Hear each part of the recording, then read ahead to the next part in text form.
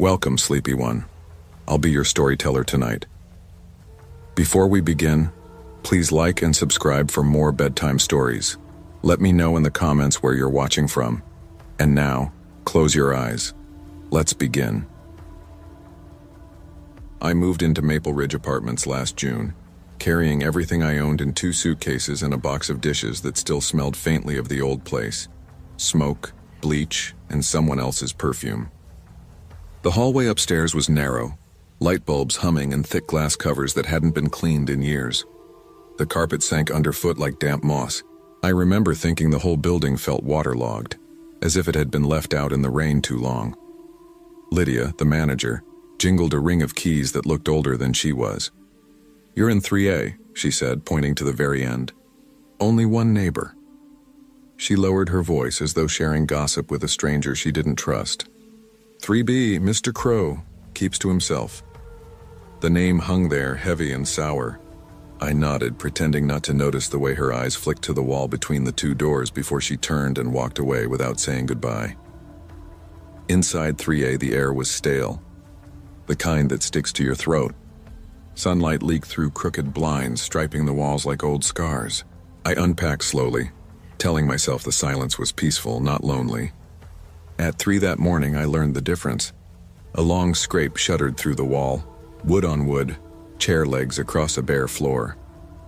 Then another, then nothing. I lay still, counting my heartbeat until it slowed. Old building, I thought. Pipes, maybe.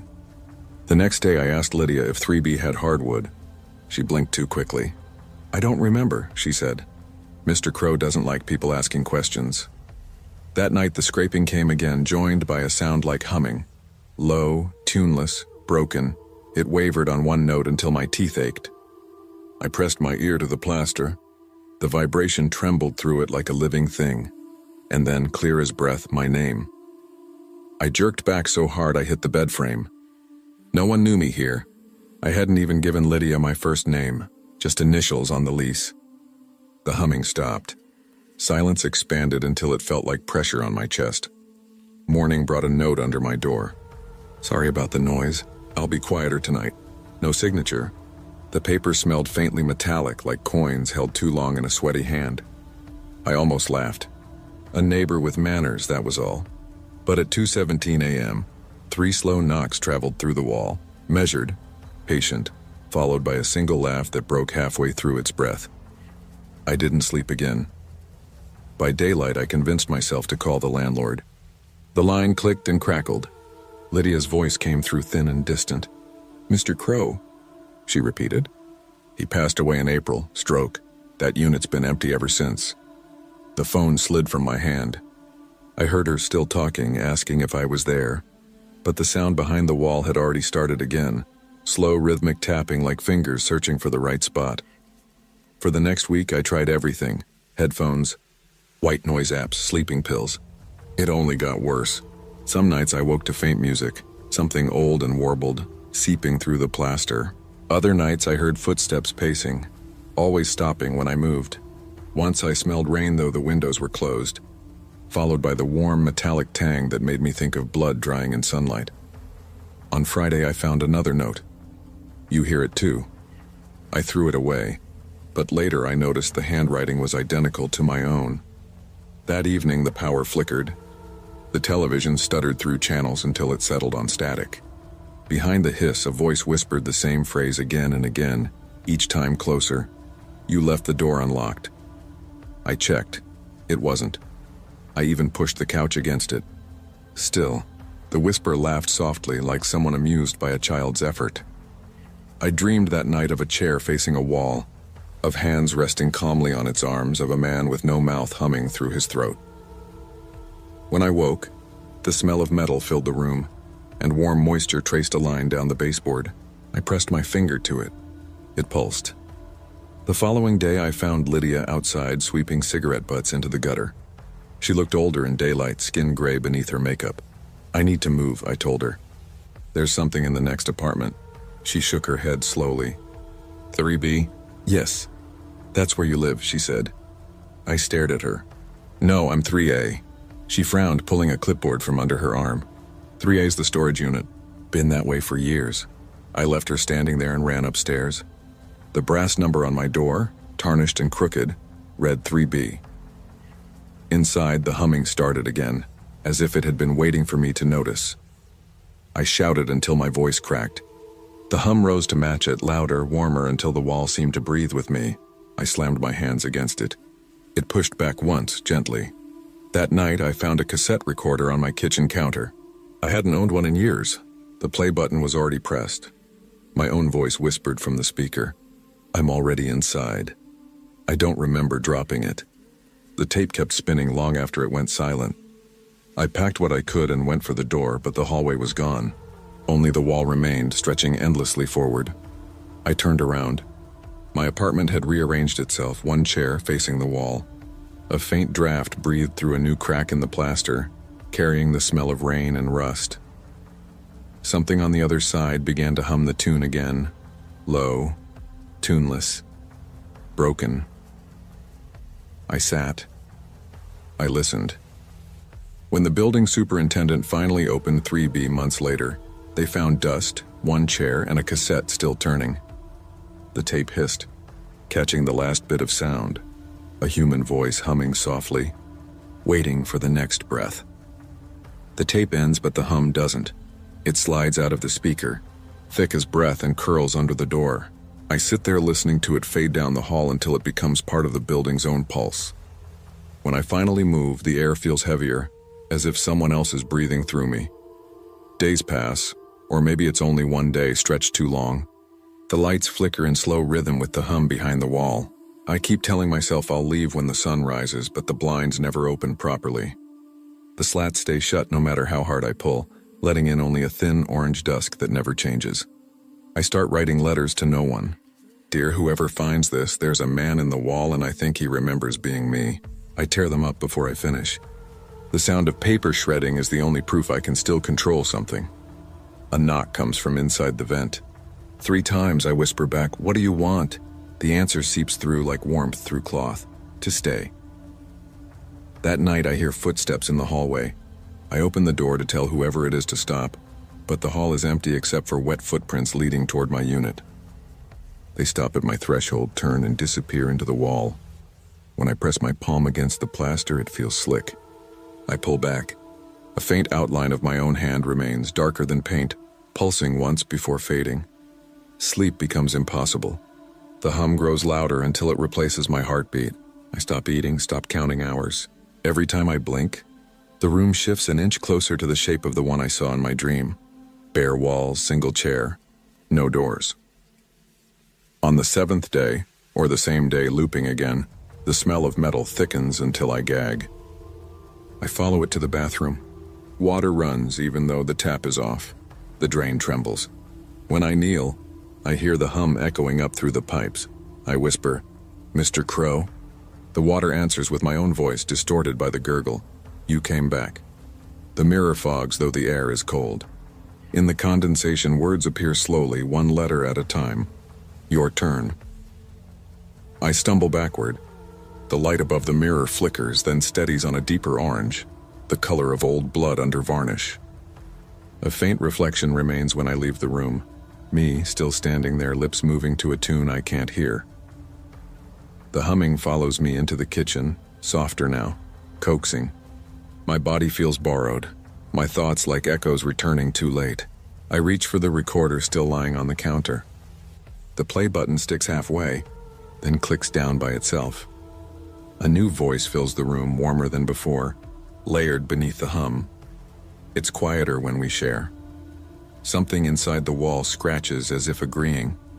Plaster dust falls across my arm, gritty and cold. Beneath the white powder, my skin looks gray.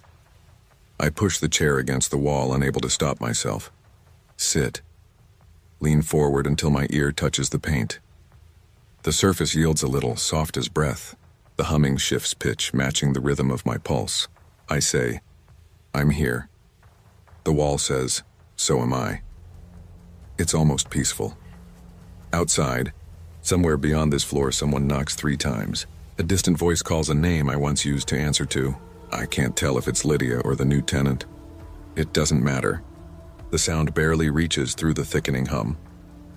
I wonder what she'll think when she moves in, when she hears the scraping, the low broken tune at 3 a.m. Maybe she'll press her ear to the wall like I did. Maybe she'll find a note that smells faintly of metal. Sorry about the noise. I can feel him smiling now, or maybe it's me. The difference has thinned to nothing. The lamp flickers once, twice, syncing with the breath that passes between the walls. My last clear thought slides away as easily as the air leaving my lungs. Every night at 3 I hum the same tune back. Because when I stop, he starts again, and he's getting louder.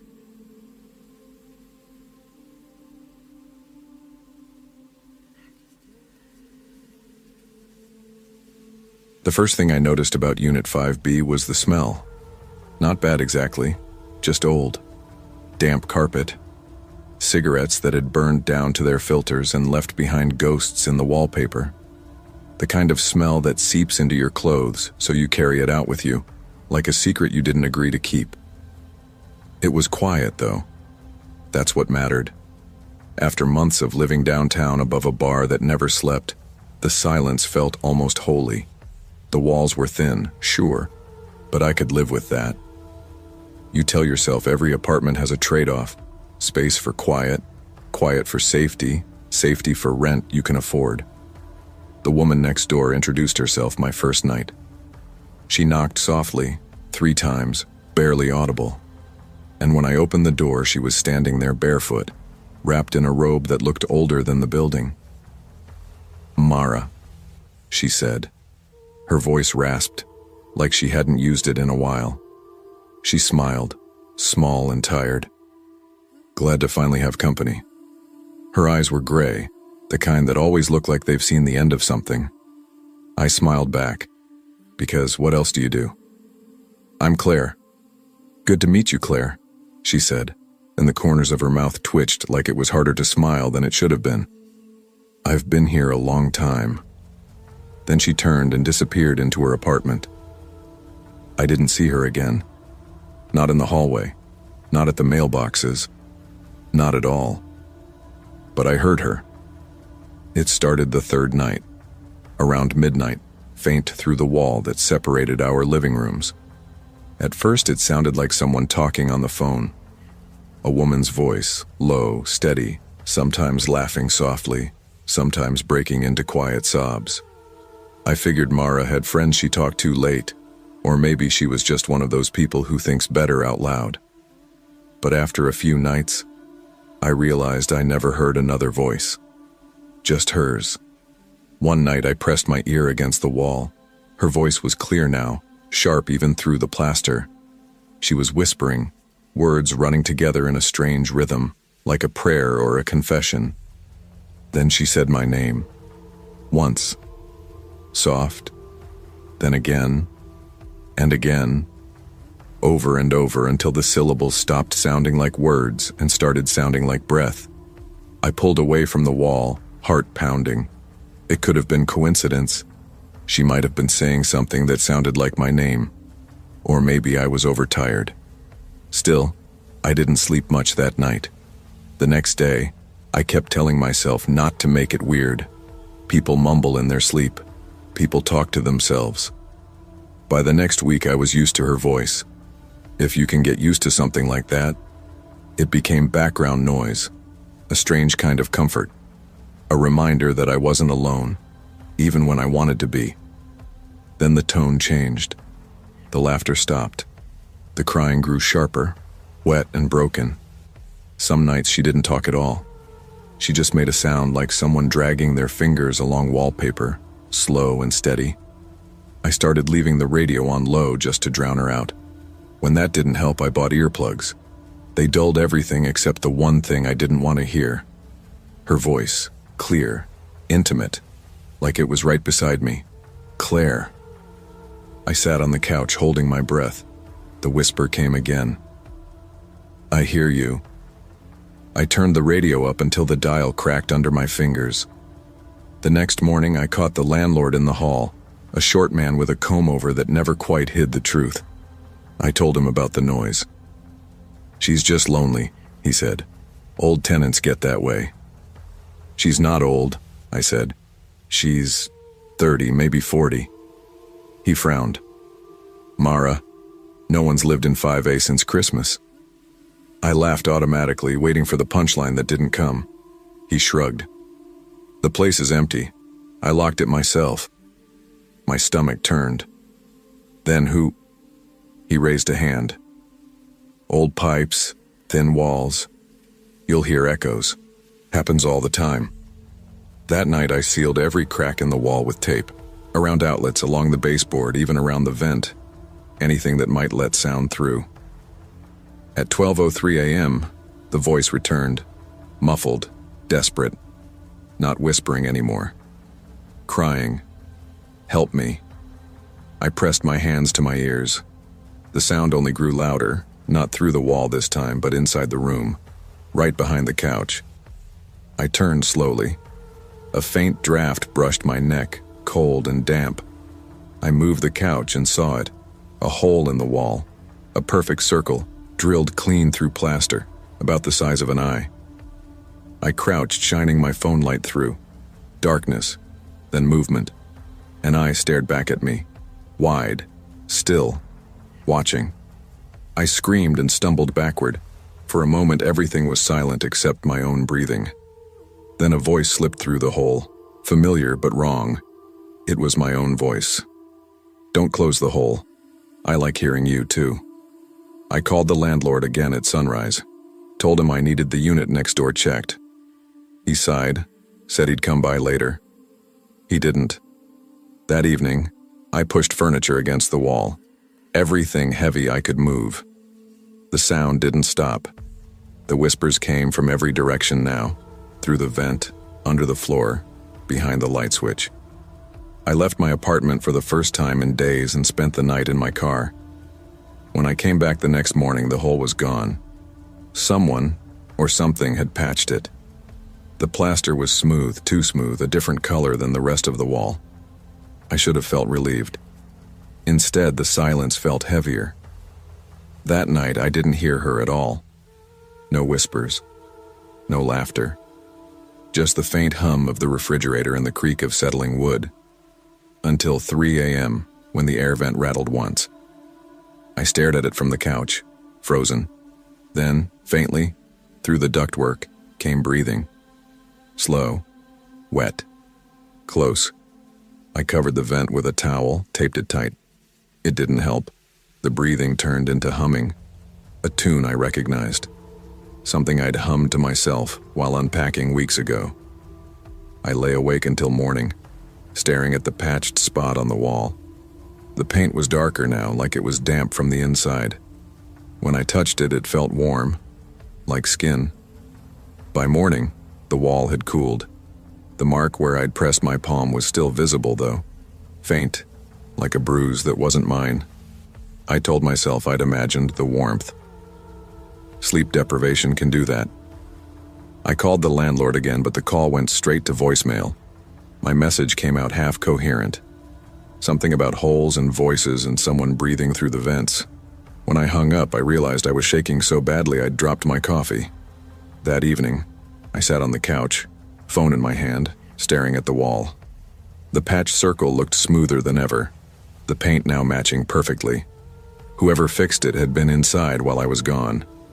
At 11:55, the lights flickered. At 12:03, the whisper started again. It came from inside the wall. The exact spot of the patch. Soft at first, just breath. Then words. "It's lonely in here." I pressed my hands against the plaster. It felt cold again, pulsing slightly beneath my palms, like something moving behind it. "You shouldn't have left me alone," the voice said. I stumbled back, heart pounding, and grabbed my keys. I was halfway to the door when I heard something new. Fingernails scraping, slow, deliberate, from inside the wall. I froze. A single crack appeared across the patch, a thin, dark line running from ceiling to floor. The sound stopped. Then softly, the whisper came again. "Let me see you." I backed away, hitting the edge of the kitchen counter. A glass fell and shattered, but the noise barely registered. The crack in the wall widened with a dry pop, and something pressed through from the other side. pale and trembling. Fingertips. I screamed, but no sound came out. The fingers curled and scraped against the surface, dragging downward, leaving streaks of something dark and wet. "Don't shut me out," the voice whispered. I ran into the bedroom and slammed the door. My hands shook as I shoved the dresser in front of it. I could still hear the scratching moving from the living room to the hallway now, closer, dragging itself along the baseboards. Then silence. My phone buzzed. An unknown number. I answered without thinking. On the other end, my own voice said, "Claire, can you hear me?" I threw the phone. It hit the wall and clattered to the floor, screen cracked but still glowing. My voice kept speaking from it, calm and rhythmic, repeating the same question over and over. "Can you hear me?" The lights flickered again. The bulb over the dresser popped. The room went dark. In the dim flash of the dying light, I saw the closet door shift open an inch. The voice whispered from inside, closer now, not muffled at all. "I can hear you." I pressed my back against the far wall, tears burning down my cheeks. The air was colder in the corners, heavy with the smell of damp plaster and something metallic. The whisper grew louder. "It's better when we talk together." The closet door opened wider, slow, creaking. From the darkness inside, a faint light glowed, pale blue-gray like moonlight filtered through fog. And then I saw her. Mara, or what was left of her. She was folded into the space, her body half buried in the wall behind the closet, like she'd been absorbed by it. Her skin was the color of plaster, her eyes dull and glassy. The light wasn't around her. It was inside her, flickering beneath the surface like a heartbeat. She smiled. "You listened?" she said. Her mouth didn't move with the words. They came from everywhere. The vents, the walls, the phone still glowing on the floor. I couldn't breathe. She reached out one hand, and the wall around the closet rippled like water. "Come closer," she whispered. "You already know how." I shook my head, whispering no over and over, backing toward the door. But the door was gone. Just seamless wall where it had been, smooth and pale. The light in Mara's chest pulsed faster. "Talk to me, Claire." I turned and ran to the window. The night outside looked wrong, the street too still, the buildings across the alley sagging inward like reflections in water. Behind me, the wall bulged. Something pressed out from inside. Two hands, a face forming under the paint, lips parting, whispering my name in a perfect imitation of my own voice. "Don't run. Stay." I grabbed the nearest thing, a chair, and slammed it against the wall. The plaster cracked, flakes falling like snow. The voice screamed high and distorted, then cut off abruptly. I stumbled back, panting, staring at the hole I'd made. Nothing moved. The apartment was silent except for the slow drip of something from the crack. Thick, red, and wet. I left everything behind and ran. I didn't stop until I was 3 blocks away, standing barefoot in the street. The sky was gray with dawn. When I looked back at the building, every window on the 5th floor was glowing faintly from within.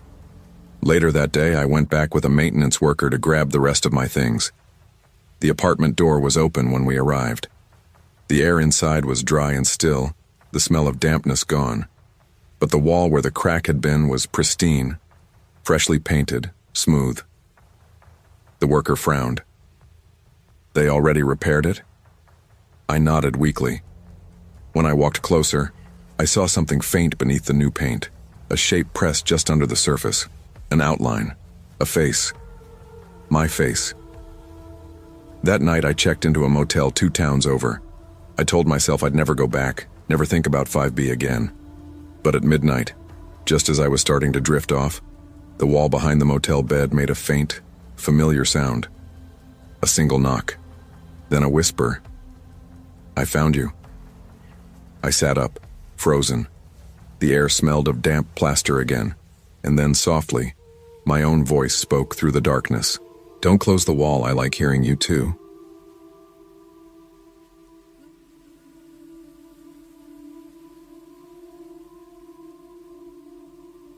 I moved into the building because it was quiet. That was the only thing I wanted then. Quiet. The kind that presses against your skin until it feels like a weight.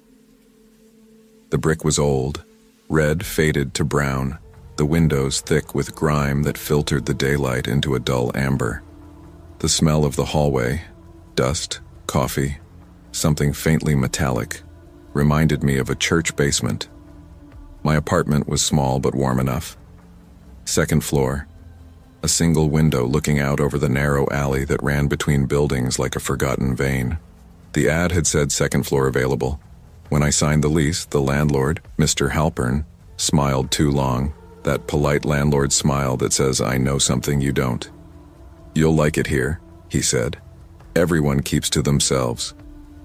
Everyone. I didn't think to ask if that included the woman upstairs. The first night, I unpacked to the rhythm of pipes ticking and floorboards sighing. Around midnight I heard her. Soft steps above me, slow and uneven. Then the drag of something heavy across the floor. I smiled. Old buildings talk. People move furniture. Life has noise. But the sound didn't stop.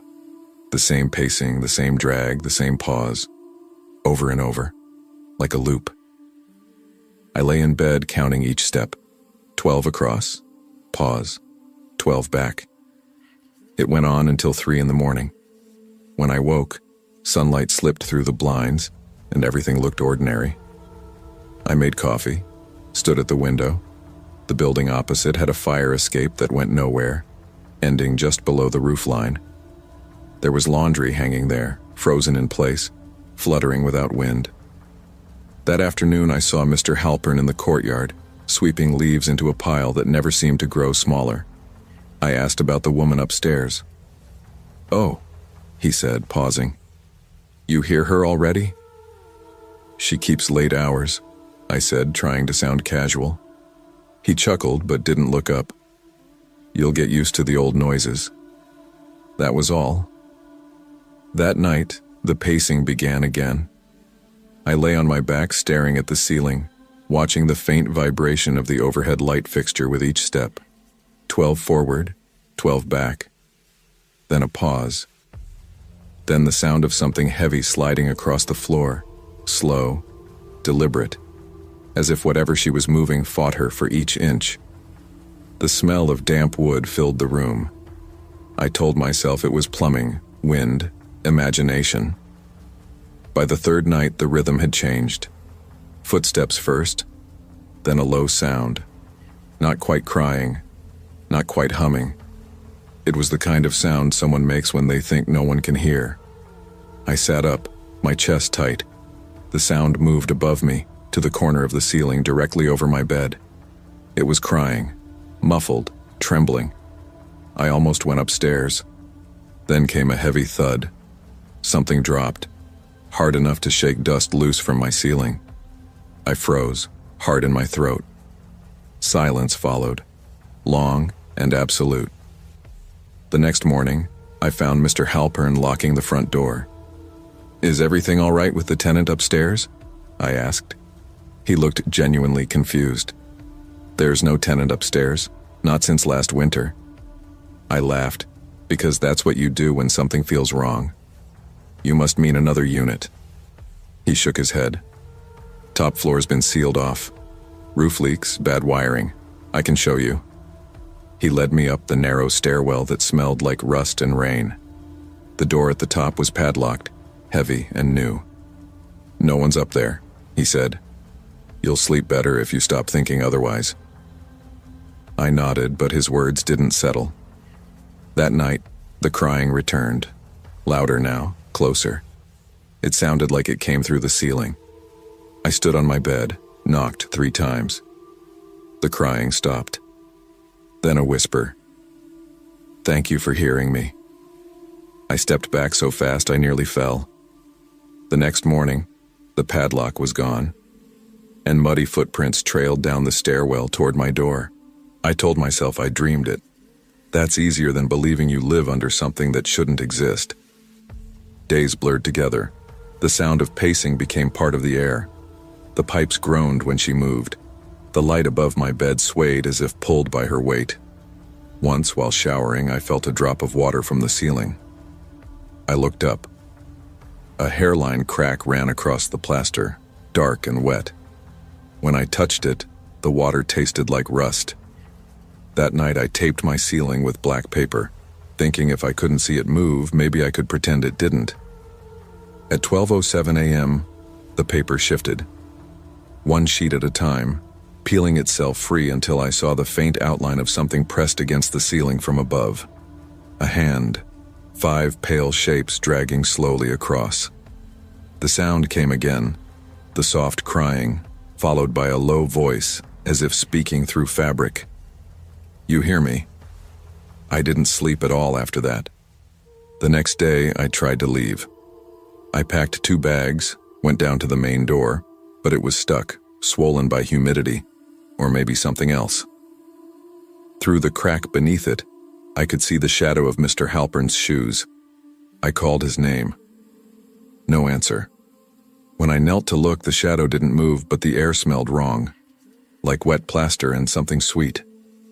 When I finally got the door open, the hall outside was empty. I ran down the steps to the street, breath clouding in the cold air. But the moment I crossed the threshold, the quiet hit me like a wall. No cars, no wind, no sound at all. The world outside the building was frozen, still, gray, unmoving, not dead exactly. Paused. I stepped back inside. The door closed itself behind me. The humming began again. The humming threaded through the walls like a pulse. It wasn't loud. It didn't need to be. It found its way into every corner of the apartment, a low vibration that turned the air thick enough to taste. I tried playing music, turning on the TV, anything to drown it out. The sound just bent itself around the noise, slipping under the dialogue and between the notes, humming in harmony with whatever I put on. By 2 in the morning, I gave up. I sat at the kitchen table, the light flickering every few seconds, and wrote a note to myself. "You are awake. You are alone. There is no one upstairs." I left it on the fridge where I'd see it in the morning, but when morning came, the note was gone. In its place was another scrap of paper, same handwriting, same ink. "Thank you for hearing me." I tore it up and threw it away, but the pieces didn't look right in the trash. They looked old, as if they'd been sitting there for years. That evening, I made myself go up to the 3rd floor. The door that had been padlocked now hung slightly open. The smell hit me first. Damp, mold, something sour beneath it. A long hallway stretched out beyond, lined with peeling wallpaper the color of bone. The floor was covered in mud. Footprints led from the door toward the apartment directly above mine. I followed them, the boards creaking under my weight. The door at the end was half shut. Inside, the air was colder. A faint light came through the window, enough to see dust suspended like snow. There was nothing inside but a single wooden chair, and above it the ceiling was broken open, splintered lath and hanging plaster, a jagged hole that looked down into my own bedroom. I could see my bed through it. My blankets were still in the shape of my body. I stepped backward, breath catching in my throat. The floor under me moaned like it had lungs. From somewhere behind, a soft sob broke the silence. I turned.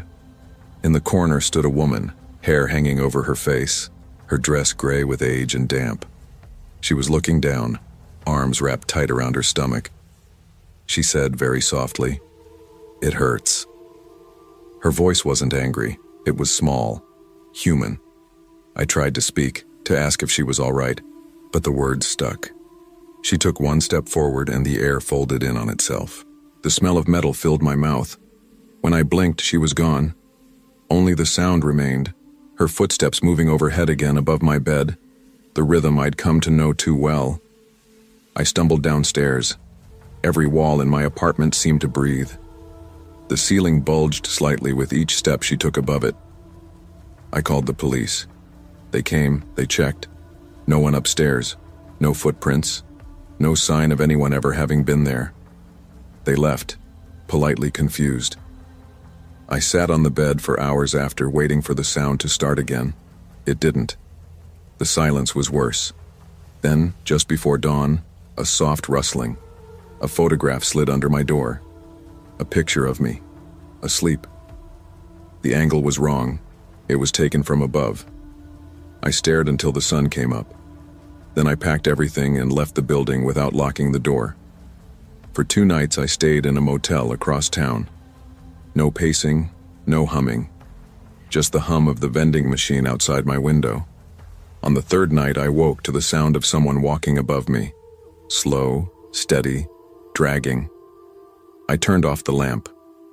The ceiling was thin, just drywall and silence between me and whatever moved up there. Then the crying started, muffled, trembling.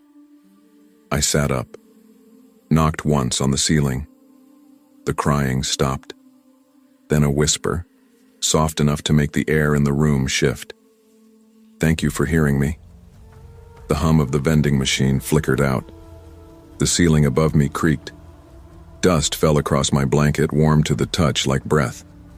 I looked up. The shape of a hand pressed through the drywall, fingers spreading slowly, pushing downward until I could see each joint. I tried to move but couldn't. The hand retreated. The crying came from behind my head now, inside the wall. I whispered, "Please stop." The crying stopped. Then my own voice, quiet, uncertain, echoed back, "Okay." Now every night I hear her pacing again, but it's not from above anymore. The sound starts in the corner of the room and circles the bed once, twice, each pass a little closer. When I close my eyes, I can feel her breath on my face, warm and damp, smelling faintly of dust and rust. Sometimes she hums, a low tune with no melody. Sometimes she whispers my name. I've learned not to answer. But last night, she whispered something else, something that wasn't my name. She said, "Your turn." The air went still. Now, when I breathe, the walls breathe back. The ceiling trembles with each heartbeat. And just before dawn, when the world should start to wake, I hear her voice again, closer than it's ever been, right above my head.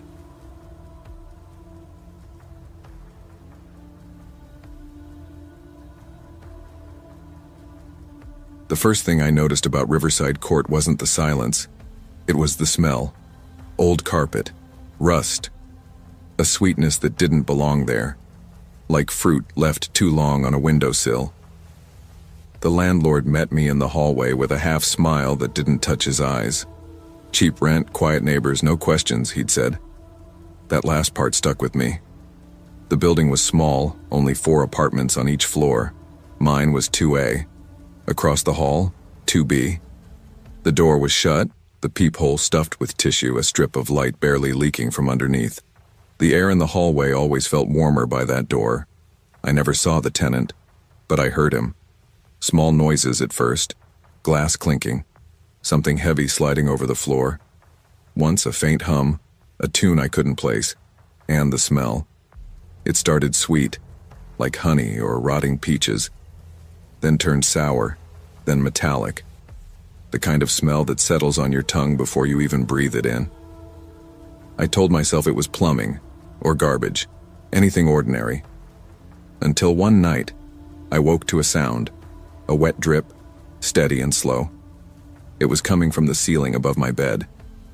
When I reached up, my fingers came away sticky, warm. The smell hit harder, thicker. It made my eyes water. Something between rust and decay. I sat there for a full minute before I could move. Finally, I got up, dragged the chair from the kitchen and climbed onto it. The light bulb buzzed overhead as I leaned close to the ceiling. The plaster was darker in one spot, soft to the touch. I pressed, and a drop fell, landing on my wrist. Red. I stumbled back, heart pounding, wiped it away, and stared up as another drop gathered, heavier this time, before falling. I grabbed the broom and banged on the ceiling. No answer. Then, faintly, through the wall, humming, low, calm, like a lullaby. I banged again, harder. The humming stopped. Silence. then 3 slow knocks from the other side of the wall. I didn't sleep the rest of the night. By morning, the stain on the ceiling had spread. I called the landlord. He showed up an hour later, sleeves rolled up, eyes half-lidded like he hadn't slept. "It's the pipes," he said after one glance. "Rust, maybe mold, happens every summer." "It's not rust," I said. "It's wet." He gave me a tired smile.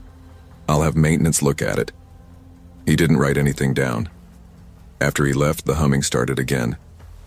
That afternoon, I saw the maintenance guy in the hallway, a big man in overalls, smelling like bleach and cigarettes. "2A?" he asked. "Yeah." "Complaints about smell?" I nodded. He sighed. "Been getting those for weeks. Probably from 2B. Guy in there never opens a window, keeps to himself. Don't worry, we'll handle it." That night, the smell got worse. I taped towels under the door and around the vent, but it didn't help. The air itself felt thick, heavy. I opened the window, leaned out for fresh air, and that's when I noticed something strange. The window of 2B was open too. No lights on inside. Just darkness. But I could hear it. That humming again, drifting out into the night. I whispered, "Hello?" The humming stopped. Then, soft as breath, "You shouldn't be listening." I stumbled backward, tripped on the rug, and slammed the window shut. The sound didn't come again that night, but the smell stayed. Sweet. Rotting. Almost human. The next morning I found something new. A small brown stain spreading down my wall, starting near the ceiling corner, right where it met the shared wall with 2B. When I leaned closer, I saw the faint outline of moisture seeping through. I touched it, then jerked back. It was warm. I called the landlord again. No answer. I left a voicemail, angry, rambling, then sat in the kitchen with a towel over my mouth to block the smell. It didn't work. By evening, I couldn't take it anymore. I stepped into the hallway. The air was worse out there, almost tangible. The door to 2B looked swollen, the wood dark around the edges, as if it had been wet for days. I pressed my ear against it. Silence. Then a single sound. A low, slow click, like a jar lid twisting open. I backed away. The next morning, a heavy knock shook my door. When I opened it, the maintenance man was standing there. His face looked pale beneath the fluorescent light. "Need you to stay in your apartment," he said. "We're checking 2B. Been too many complaints." He didn't wait for an answer. I followed anyway. He shoved a crowbar into the doorframe of 2B, pushing hard until the wood cracked and gave. The smell that hit us was like a wall. Thick, wet, sweet, and wrong. He gagged, covered his nose with his sleeve. "Jesus," he muttered. "What the hell?" The light flickered as we stepped inside. The walls were damp, streaked black with something that glistened in the light. The floor sagged, warped from moisture. In the center of the room stood a chair, facing the door. On it sat a man, or what had been one. He was still upright, head tilted slightly, skin gray and shiny like wax left too close to heat. His eyes were open. I couldn't move, couldn't breathe. The maintenance man stumbled backward, knocking over a table. Glass jars rolled across the floor, some shattering, releasing a thicker, sharper version of the same smell. Inside them, dark, congealed liquid. Something floating. He grabbed my arm. "Out. Now." We ran into the hall. I bent over, coughing, the air burning my throat. He called the landlord from his radio. No answer. We waited. Minutes passed. Finally, he said, "Stay here," and went downstairs. I didn't stay. I walked to the door of 2B again. It was open, swinging slightly, the air inside shifting with each movement. The humming had started again, soft, from deeper inside. I took one step over the threshold. The smell was unbearable now, sweet and rotting and metallic all at once. The light bulb above the chair flickered, buzzing. The man's head moved, just slightly. A twitch. His mouth opened. and from somewhere in the walls, faint and steady, came the sound of dripping. I stumbled back into the hall and slammed the door shut. The humming stopped. When I looked down, something had seeped out from under the door. Dark. Red. I ran. I didn't stop running until I reached the stairwell. I leaned against the banister, breathing through my sleeve, but the air there was no better. Every breath carried that same cloying sweetness. It coated my tongue, filled my throat. I wanted to scream, to leave, but my legs wouldn't move. Somewhere below, the maintenance man shouted my name. Then nothing. Just the hum of the lights overhead, and that slow, steady drip echoing up through the building's hollow bones. When I finally made it outside, the night air felt thin, too cold. I doubled over and threw up on the sidewalk. A woman walking her dog crossed the street without looking at me. I slept in my car until dawn. By the time I worked up the nerve to go back inside, the hallway smelled of bleach and metal polish. Yellow tape fluttered over the door of 2B, and a plastic sheet covered half the ceiling above my bed. Someone had handled it, but the smell never left. No matter how many candles I burned, it always crept back, faint at first, then heavier, thicker, until it lived in the walls. That afternoon the landlord came by. His shirt was freshly ironed, eyes bloodshot. "Everything's fine now," he said. "Just some plumbing corrosion." I asked what happened to the tenant. He blinked once, slow. "There was no tenant." I laughed, but it came out dry. "I saw him. In the chair." His smile didn't change. "You should get some rest. These old places, sometimes they hold smells." He left the key on my counter and walked out. I stood there for a long time. The silence felt heavier than the smell. That night I dreamed of jars, hundreds of them, lined along a wall, each one filled with something dark and moving. When I woke, the apartment was hot. The vent above the stove rattled softly, like someone breathing inside it. I climbed onto the counter, unscrewed the grate, and peered in. Nothing. Just blackness. I tapped the edge of the metal. It echoed back too quickly, as if the space inside was smaller than it should have been. Then faintly, a click. I froze. Another click. Like a lid twisting open. The smell poured out, stronger than ever, sickly sweet and electric, like meat left under a heat lamp. I shoved the grate back on and stumbled down, covering my mouth. At 2 a.m. I woke again. The dripping had returned, softer this time, coming from the vent. Drip, drip, drip. I couldn't stand it. I grabbed a flashlight and went into the hallway. The door to 2B was open. No tape. No sheet. Just darkness yawning inside. "Hello?" I whispered. The flashlight flickered. Inside, the chair was gone. The jars were gone. The walls were clean, repainted. And on the floor, a wet patch shaped like footprints leading toward the shared wall. My wall. The humming started again. Low. Familiar. I backed away until my shoulders hit the opposite wall. The humming grew louder, clearer, forming words that didn't make sense until they did.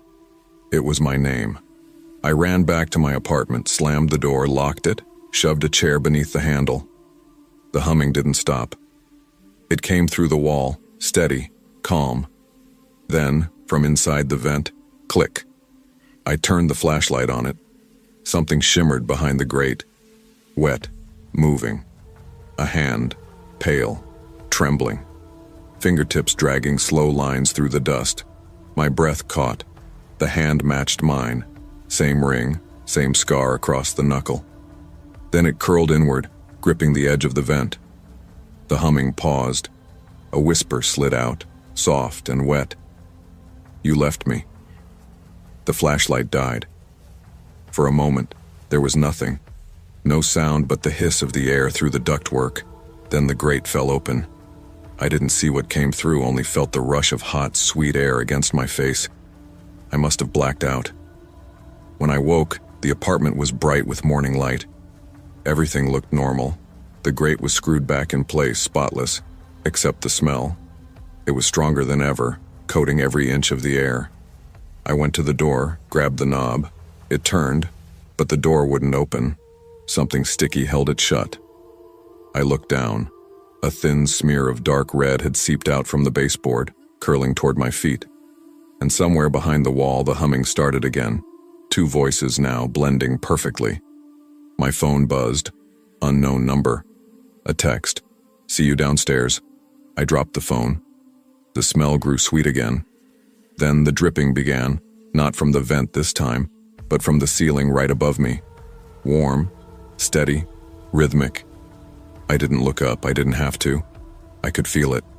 Thick drops landing on my shoulder, sliding down my arm, and from the vent, that voice, no longer whispering, but singing.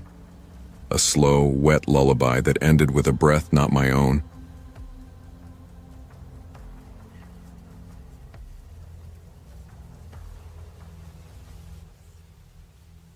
I moved into apartment 2A because it was quiet. After the breakup, I wanted walls that didn't echo someone else's voice, nights that didn't sound like traffic or laughter spilling from bars I used to go to. Brookmere Street was the kind of place that went still after sunset. No music, no sirens, no neighbors shouting through the drywall. The building was old enough to creak when you looked at it. 2 floors stacked over a sunken basement no one talked about. The air smelled faintly of dust and old varnish. My downstairs neighbor lived in 1A. Or at least, that's what the mail slot said. I never saw him. Not once. But I heard him. The first week it started as small sounds. A chair moving, the dull thump of something dropped, pipes humming underfoot. I told myself it was normal. Old buildings move. Then the pattern began. Every night around 2 a.m., a single thud, followed by dragging, then silence. Always the same order, always the same rhythm. At first I thought it was furniture. Maybe he worked night shifts and rearranged things when he got home. But the sound wasn't right. It was too slow, too heavy, like something being pulled 1 inch at a time. It rattled the glasses in my kitchen. One night, curiosity won. I went downstairs, barefoot, the wooden steps cold under my feet. I stopped outside 1A. The door looked swollen from moisture. Its paint cracked like dry skin. I knocked. Once. Nothing. Then, just as I turned to go, a voice whispered from the other side. "Come back later." The words barely reached me, as though spoken through cloth. I froze, heart hammering. My mouth felt dry. I wanted to ask when later, but didn't. Instead, I went back upstairs, trying to convince myself I'd heard a television. The next night, the noise came earlier, 1:45 this time. I lay in bed, staring at the ceiling, counting each thud. Thud, drag, silence, over and over, like breathing. Then came the smell. Metallic, sweet, wet. I sat up, the taste of copper filling my throat. The sound below stopped. Then footsteps began to climb the stairs. Slow, careful. The wooden boards beneath my hallway groaned. I turned off the light, crouched beside the door and listened. The steps stopped outside my apartment. Silence. A faint scraping followed, like fingernails brushing the underside of the door. I didn't move until dawn. When I finally opened the door, nothing waited on the other side. Only a folded piece of paper slipped under the crack. "Sorry about the noise. You shouldn't have listened." The handwriting trembled like it had been written by a hand too weak to hold the pen steady. I called the landlord. He answered on the second ring, voice thick with sleep. "There's someone in 1A, I said. They're making noise all night, leaving notes." He sighed. "No one's in 1A. Then who?" "That unit flooded 2 years ago. We sealed it off. Can't rent it again. Too much damage under the floor." I sat in silence. "Are you sure you're not hearing the pipes?" he asked gently. "Old buildings talk." "I'm sure," I said.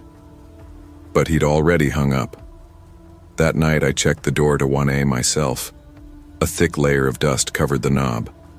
When I touched it, the metal felt damp and cold, as if something behind it breathed moisture through the cracks. I leaned close, listening. Nothing. No hum, no movement. Just silence deep enough to feel like pressure. I went back upstairs. At 2:11 a.m., the noise returned, but it wasn't below anymore. It was in the walls.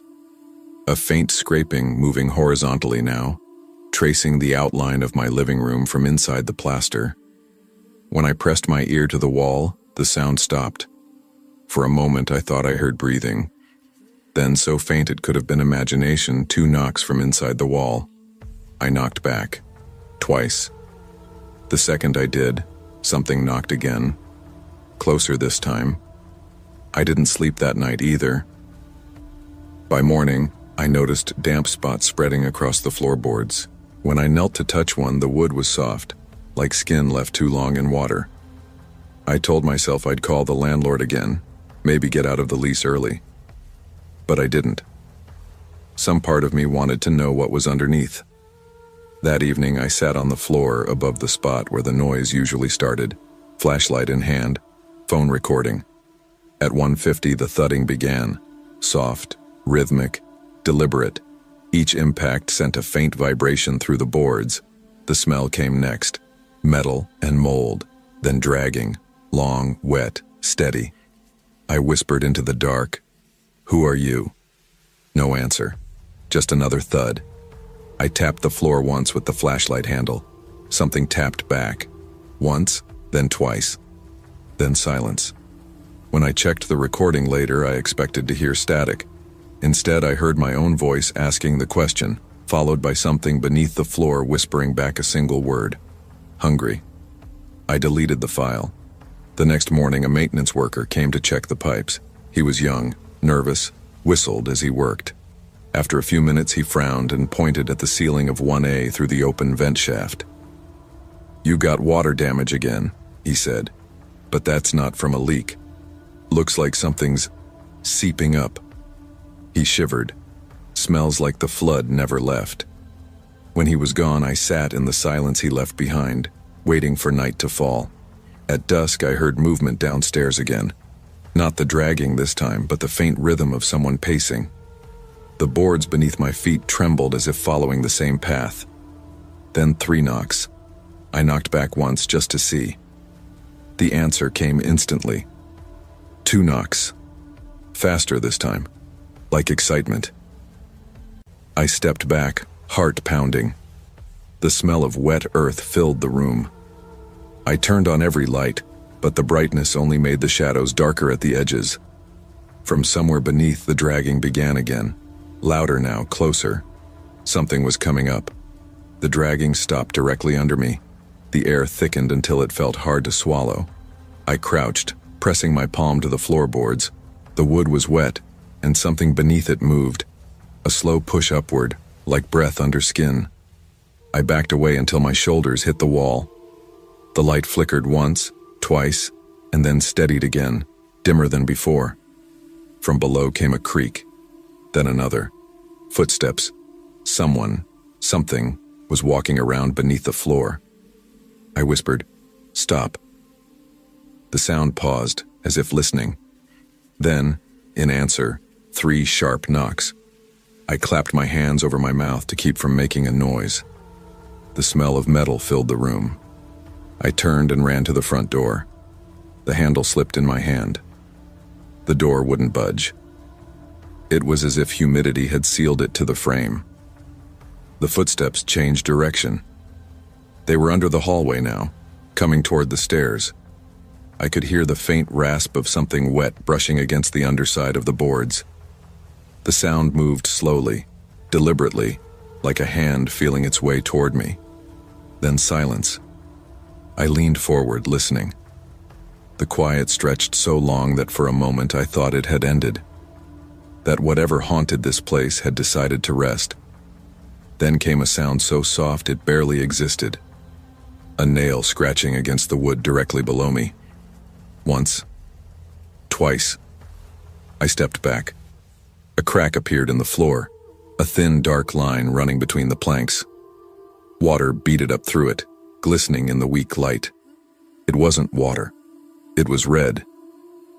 I stumbled back, heart hammering until my legs hit the couch. The crack widened with a splintering groan, and from it rose a smell that turned my stomach, copper and mud, and something sour. I ran to the bedroom, slammed the door, shoved the dresser against it. The thudding started again, louder now, vibrating through the walls, shaking dust from the ceiling. Then, silence. I waited, counted to 60, then another 60. Nothing. I tried to calm myself, telling my brain what it needed to hear. Old wood, bad plumbing, trapped air. Then the closet door creaked open, just a few inches. Enough to see the darkness inside shift, like breath caught behind fabric. I took a step forward, every nerve screaming against it. The floor under my feet was soft, spongy. I could feel moisture seeping through my socks. A smell hit me, rot and iron. And from inside the closet, a low voice whispered, "You shouldn't have listened." I dropped the flashlight. It rolled under the bed, the beam cutting wild shapes across the walls. The floor dipped beneath me as if something underneath had just rolled over. Then, from inside the closet, a wet dragging sound began again, muffled by the floorboards. I pulled the dresser away and ran into the hallway. The apartment felt smaller, the air heavier. Each light flickered as I passed. I could hear the dragging keeping pace with me, following beneath the boards, turning whenever I turned. At the front door, I threw my shoulder against it. The frame groaned but didn't give. A faint sound joined the dragging now. Breathing, slow, wet, too close. When I turned back toward the living room, I saw it. The floor had split open where I'd been standing. A dark, wet hole yawned between the boards, maybe 3 feet across, edges lined with splinters and damp earth. From inside came a faint red glow. Not light exactly, but movement. Something shifting deep below like water reflecting fire. And over that glow, a hand reached up. Long fingers, skin bloated and pale, veins black like cracks in porcelain. It pressed against the edge of the hole, nails scraping. Another hand followed. Then an arm, elbow twisting wrong, pulling. The smell hit harder. Mud, rust, something ancient. I wanted to run, but my body wouldn't listen. I could only watch as it hauled itself upward, a head emerging next, hair slicked flat against gray skin, eyes blank and open. It looked like a man who had drowned long ago and somehow remembered the way back. He dragged himself up to the floor, water spilling from his mouth. His voice came out broken, full of air. "You were above me." He took another step. Each one made the wood bend and creak, water rising in his footprints. I was below. I couldn't speak, could barely breathe. He smiled, or tried to, lips splitting where they stuck together. "You heard me." He reached out a hand and I stumbled backward. My heel hit the edge of the rug, and I fell hard, the air leaving my lungs in a single gasp. When I opened my eyes again, he was closer. I crawled backward, desperate, until my back hit the wall. He crouched in front of me, dripping, head cocked like he was studying a reflection. His voice came out softer now. "Too quiet up here." The lights flickered, and for an instant the room went completely dark. When they came back, he was gone. Only the wet prints remained, leading from the hole to the closet. The door was open again. From inside, 2 faint knocks. I crawled forward on trembling hands, staring at the prints. They stopped right at the edge of the closet, then vanished into the floorboards. I whispered, "Please stop." The answer came as a whisper from below. "Your turn." The boards under my knees shifted. The cracks widened. Cold air rushed up, bringing with it that same metallic smell. I lunged for the door again, threw my weight against it until it finally gave. The hall outside was silent. I didn't stop running until I was in the street, barefoot, shaking, the night air burning my lungs.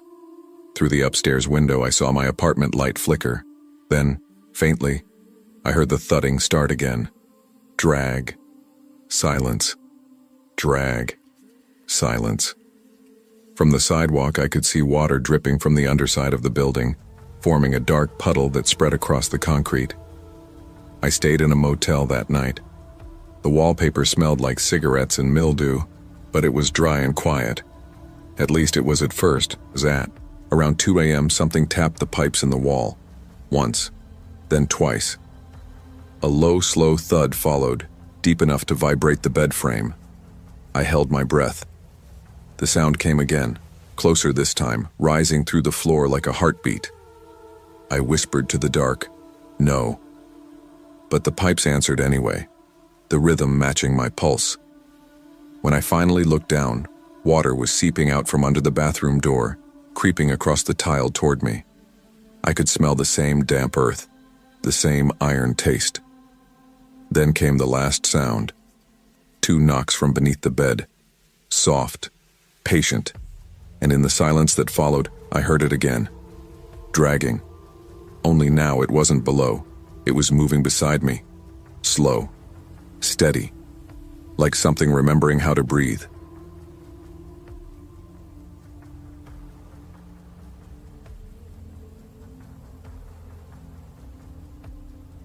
The house had been empty for 6 months when I moved in.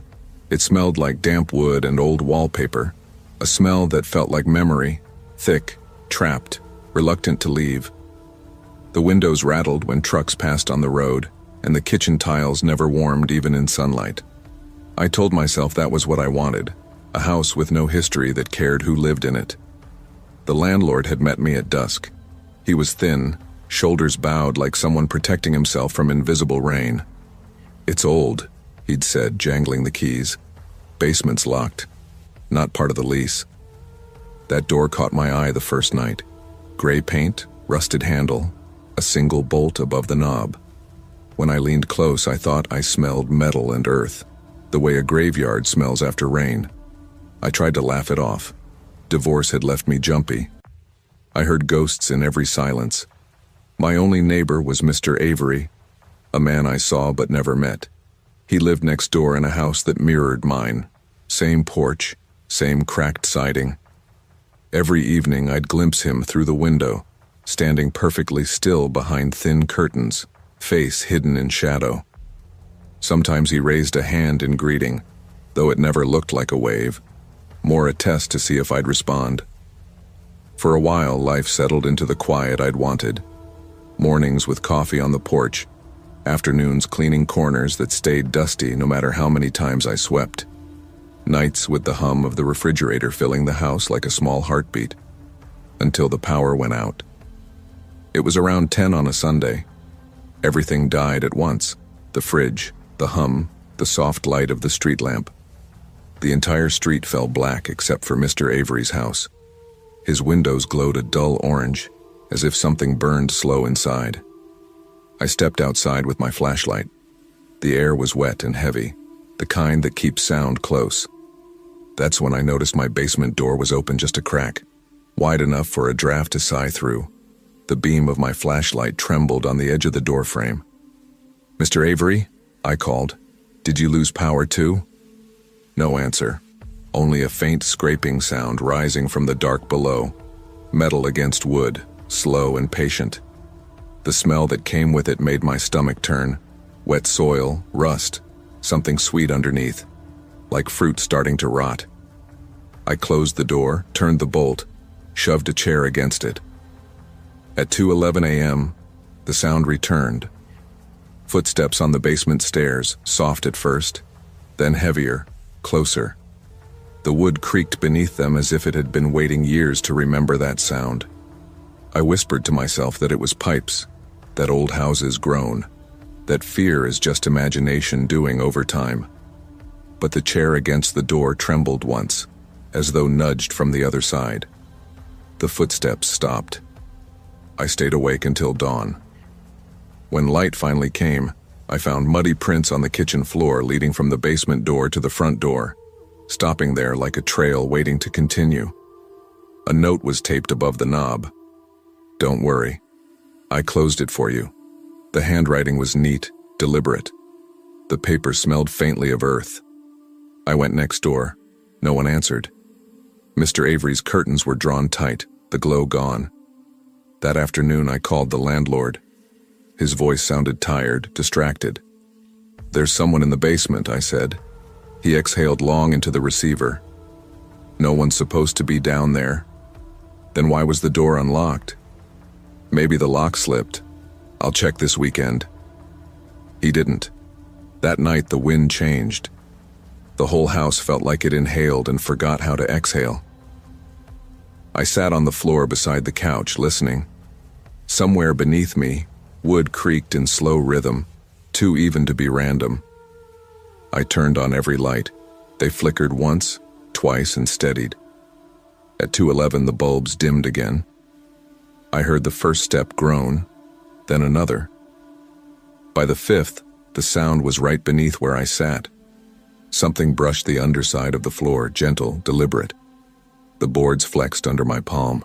When silence returned, I realized I'd been holding my breath so long my vision swam. In the morning, I walked to the window. Mr. Avery stood in his, same place as always, curtain half drawn.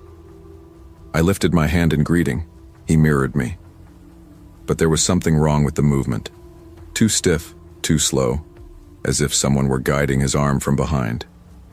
Later, while cleaning, I found a hair snagged in the basement door hinge. Coarse, gray, damp.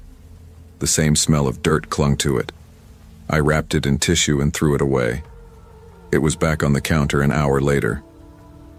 That evening I watched television with the volume low. A faint hum seeped from the vents, a tune without melody. My name threaded through it once, almost too quiet to hear. I turned the TV off. The hum stayed. Through the window, Mr. Avery's house was dark again. I told myself to stop looking. But when I did glance up, I saw him, or someone, standing behind the glass. Tall, shoulders wrong, as though the bones had forgotten their shape. I dropped the blinds and left them that way. Sleep didn't come. At 2:11, a whisper rose from the floorboards, barely audible, like a sigh escaping from deep underground. It said something I couldn't understand. Then the smell returned, metal and soil, thick enough to taste. I pressed my ear to the wall and heard it clearly this time. Humming. The same broken tune from the vent, the same rhythm as the footsteps. I whispered into the dark, "What do you want?"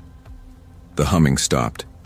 Then, soft and close to the baseboard, a single word, "Home." I jerked back. The light bulb above me flared white, then died. When I opened my eyes to the dark, the outline of the basement door glowed faintly, edges breathing red as if lit from behind. The faint red glow pulsed once like a heartbeat, and vanished. I didn't move for what felt like an hour. I sat in the dark, fingers pressed against my knees, trying not to breathe too loudly, as though sound might wake something waiting below. When morning finally scraped through the blinds, I went straight to the basement door. The bolt was still turned, the chair still wedged under the knob, but the floor in front of it was damp. I knelt, touched the puddle. Mud, cold and thick, smelling of copper and roots. I told myself I'd imagined it. Fear has texture when you live alone. It fills gaps that ordinary life can't. By afternoon, I couldn't stay inside. I walked the length of the street just to prove the world was still moving. Neighbors raked leaves. Kids kicked a ball down the pavement. No one seemed to notice the house beside mine, blinds drawn, quiet as breath held too long. When I returned, the sun was sinking. In the orange light, I could see a shape behind the basement window. Just a shadow, but it moved when I moved. I called the landlord again. "You said that door wasn't part of the lease," I said. "What's behind it?" A pause. Then softly, "You really don't want to open it." "Why?" His sigh crackled through the line. "It's better if you think of it as support. Some parts of these old houses are hollow." The phone went dead.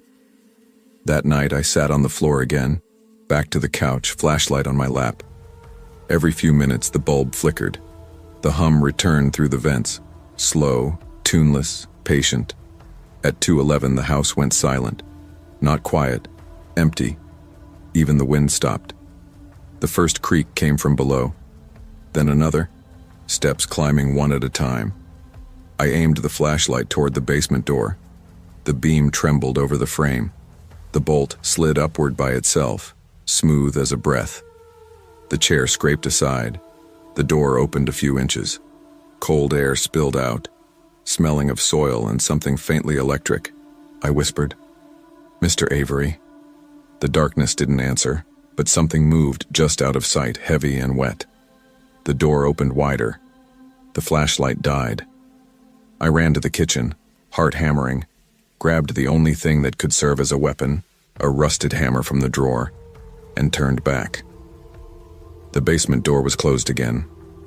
Nothing moved. The hum had shifted. It was coming from the walls now, crawling through the pipes surrounding me. Beneath it, a whisper that almost sounded kind. "It's your house now." I didn't sleep. At sunrise, I drove into town, found an old hardware store, bought a padlock and 3 meters of chain. The clerk joked about ghosts in old basements. I didn't laugh. When I returned, I chained the door shut, loop after loop until my hands blistered. For the first time in days, the air felt still. I made coffee, sat by the window. Across the yard, Mr. Avery's curtains moved. His face appeared between them, pale in the daylight. He smiled. I tried to wave, but the window pane was cracked from the inside, the fracture cutting straight across where his eyes should have been. That night the chain rattled once, twice. Then the humming stopped entirely. Silence filled the house like water rising.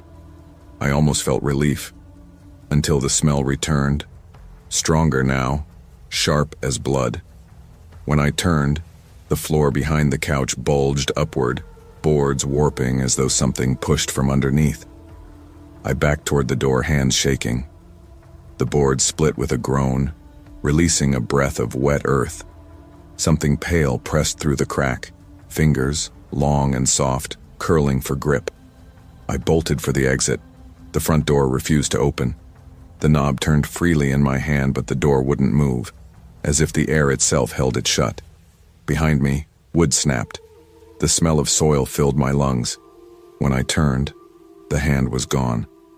Only a smear of mud across the floor, trailing toward the basement door. I followed it, heart thudding against my ribs, unable to stop myself. The chain was still there, stretched tight, links humming under tension. Then, one link at a time, it began to uncoil. The bolt slid free. The door opened outward, not inward, like it had been waiting for me all along. I leaned over the threshold, flashlight trembling in my grip. The stairs descended into black. The smell of dirt was overwhelming. At the bottom, something glimmered faintly, metallic, round. I took one step down, then another. The boards moaned. Halfway down, the light caught on glass. Jars, dozens of them stacked on shelves. Inside each jar floated something pale and shapeless, curled like wet cloth. The humming started again, deeper now, coming from beneath the floor. I heard the whisper once more. Home. Then I saw him. Mr. Avery. Standing at the far end of the basement, face half lit by the weak beam. His eyes were open but dull, skin gray and stretched. Dirt clung to his clothes, heavy and wet. He smiled the same wrong smile I'd seen through his window. "You kept it clean," he said. His voice came from the walls, not his mouth. My throat closed. "You're dead." He tilted his head as if thinking. "Not anymore." The humming became a roar. The jars rattled, lids popping one by one, air hissing out like breath held too long. He stepped toward me. The earth around his feet moved with him, rising like water around ankles. I turned and ran up the stairs. Something grabbed my leg, cold and slick, but I kicked free, slammed the door, threw the chain back through the handle. From the other side came 3 knocks, then silence. I collapsed on the kitchen floor, gasping. The walls pulsed faintly, a heartbeat slow and steady. At dawn, I packed a bag and left. I drove until the sun disappeared behind me, until the road names changed and the map no longer mattered. That was 2 weeks ago. I'm writing this from a motel outside of town. The wallpaper peels, the air smells of mildew. but at least it's quiet, except when it isn't. Last night at 2:11 the lights flickered. The heater coughed once, then hummed. A low, broken tune I recognized. I opened the closet this morning and found a patch of dirt on the carpet, small but damp. The air here smells like home. He's been quiet tonight, but I can still smell the dirt.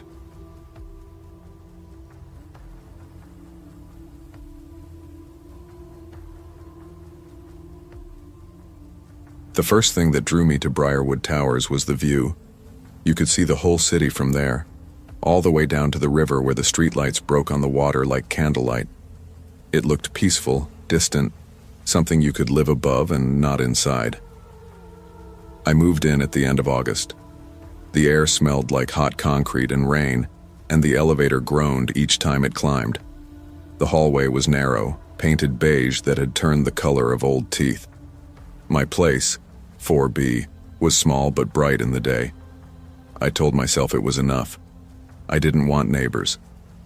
I'd had too many of those in the last place, arguments through thin walls, television laughter leaking into my sleep. I swore that this time I'd keep to myself. For the first week I didn't hear a sound from anyone else on the floor. No footsteps, no doors closing, no plumbing. Just the faint hum of the building itself. Then, at 3:12 a.m. on a Thursday, came the light. At first I thought it was the red dot of a smoke alarm, a flicker bleeding through the frosted glass of 4C across the hall. I stared at it for a moment before going back to bed. But when it happened again the next night, the light pulsed, slow, deliberate. I stood by my peephole watching the hallway. The glow from under the door was alive, rising and dimming in rhythm, like a heartbeat trying to find its pace. I counted, every 6 seconds. By the third night I couldn't sleep. I told myself to ignore it, that people leave things plugged in, that red isn't always danger. Still, I found myself staring at the crack under the door until the light faded around dawn. During the day, the hall looked dead. Dust lined the baseboards and the brass numbers on the doors had gone green around the edges. I asked the superintendent about it when I caught him replacing a light bulb in the stairwell. Tom, mid-50s, shoulders sloped from years of shrugging. 4C? He said, squinting. That place? No one's been in there for months, leased but empty. Some mix-up with the paperwork. I nodded. There's a light on at night. He frowned. Shouldn't be any power in there. That night I tried to sleep with the blinds closed, lights off, earplugs in. But even through my eyelids, I saw the red pulse painting the inside of my apartment, faint and steady, bleeding through the doorframe like a slow alarm. At 3:12 Curiosity 1, I stepped into the hallway, bare feet cold against the tile. The air smelled of dust and something faintly sweet, like fruit left too long on a counter.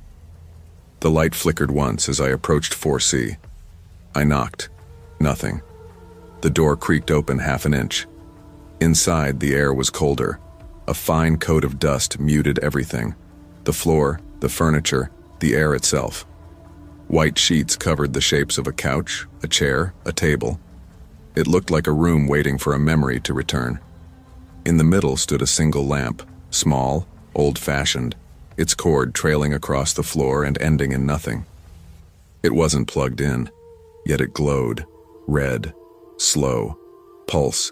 Each flash lit something new on the walls, photographs pinned in uneven lines. I stepped closer. They were all of my apartment, my kitchen, my hallway, my bed. Some from angles I couldn't explain, as if taken from the ceiling or through walls. My stomach turned cold. The lamp blinked faster. A breath, soft and wet, broke the silence behind me. "Do you like the light?" The voice was low, calm, too close. I didn't look. I ran. The door to 4B slammed shut behind me. I locked every bolt, dragged a chair against it, turned off all my lights. At 3:12, the red glow returned, this time leaking under my door. It pulsed once, then twice. I sat there until the sun came up, the light finally gone, the building silent. When I opened the door the next morning, police tape crisscrossed 4C. A detective stood there, bored expression, coffee in hand. "Building inspection," he said. "Stay in your unit, please." I nodded. Later that afternoon, Tom knocked. "They sealed it," he said. "Tenant vanished months ago." I told him about the lamp. He frowned. "We cut the power to that unit last year." That night, I couldn't help myself. I stared at my ceiling until my eyes burned. 3:12 came. The red light blinked once inside my apartment. I tore the plug from the wall, but it kept glowing, pulsing in rhythm with my heartbeat. And underneath it all, faint and steady, came breathing. Slow. Deep. In the dark. The breathing didn't stop when the light faded. It only grew quieter, like someone trying not to be heard. I sat on the edge of the bed, afraid to move, afraid that stillness might sound like listening. The air smelled faintly of dust and iron, the scent that comes before a storm or after blood dries. Morning arrived thin and colorless. I made coffee but couldn't drink it. The water looked pink in the mug. I told myself it was reflection from the neon sign across the street, though the sign hadn't worked since I moved in. By noon, I convinced myself to go to work. Normal things anchor you, that's what people say. I locked the door twice, walked down 4 flights of stairs and stepped into air that felt too warm for October. The world outside was painfully ordinary. Buses, sirens, people. But every reflective surface, a car window, a storefront, seemed to blink faintly red when I passed. That night I taped the edges of my door with black duct tape. I turned off my phone, unplugged everything. The apartment hummed anyway, a low vibration under the floorboards. At 3:12 I opened my eyes. The light was already on.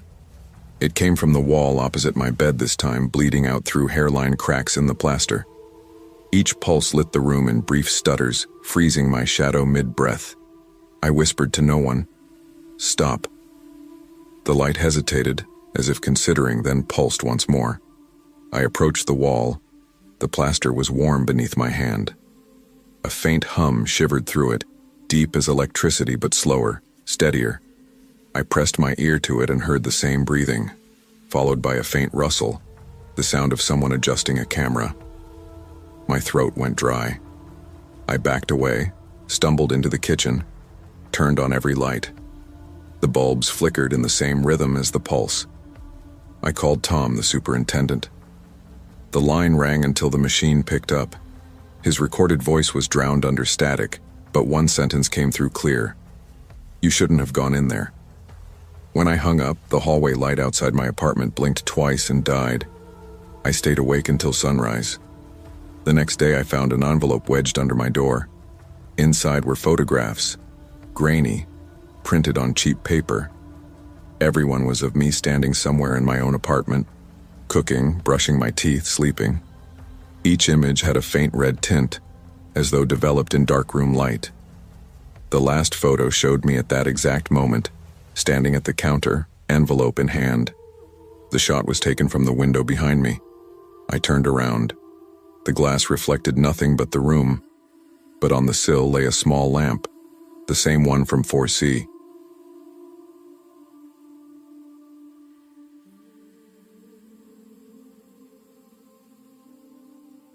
The first night in Willow Heights was quieter than I expected. No traffic, no distant TV hum, not even the usual city murmur that seeps through cracks in the walls of old buildings. Just the faint hiss of air drifting through the vents and the occasional pop of wood settling somewhere above me. The landlord had warned me as he handed over the keys. "Walls here are thin. Be respectful of privacy." I thought he meant noise. The apartment itself wasn't terrible. A one-bedroom with faded wallpaper, scuffed wooden floors, and that strange sweetness that always hangs around old places. Dust and cinnamon, like someone once baked too much and never opened a window. The vents hummed all night, a soft metallic breath that kept me company as I unpacked. For the first few weeks, everything felt normal, quiet, predictable. Then came the clicking. It started small. a sharp mechanical tick that echoed faintly through the dark. At first I thought it was pipes or maybe the ceiling fan shifting against old wiring, but when I turned off the lights it came again. Click, then silence. Another click, sharper this time. It was faint but rhythmic, too deliberate to be random. When I traced the sound, it led me to the vent above the couch, a narrow rectangle of metal grillwork humming faintly with cold air. I dragged a chair beneath it, climbed up, and pressed my ear against the slats. Nothing. Then, just as I started to pull away, another click, right in my ear. I jerked back so hard I nearly fell. Something glinted behind the metal. A pinpoint of reflection, small and round. I grabbed my phone, turned on the flashlight, and aimed it through the slats. There, deep inside the ductwork, was a tiny black circle, a lens. I stared until my vision blurred.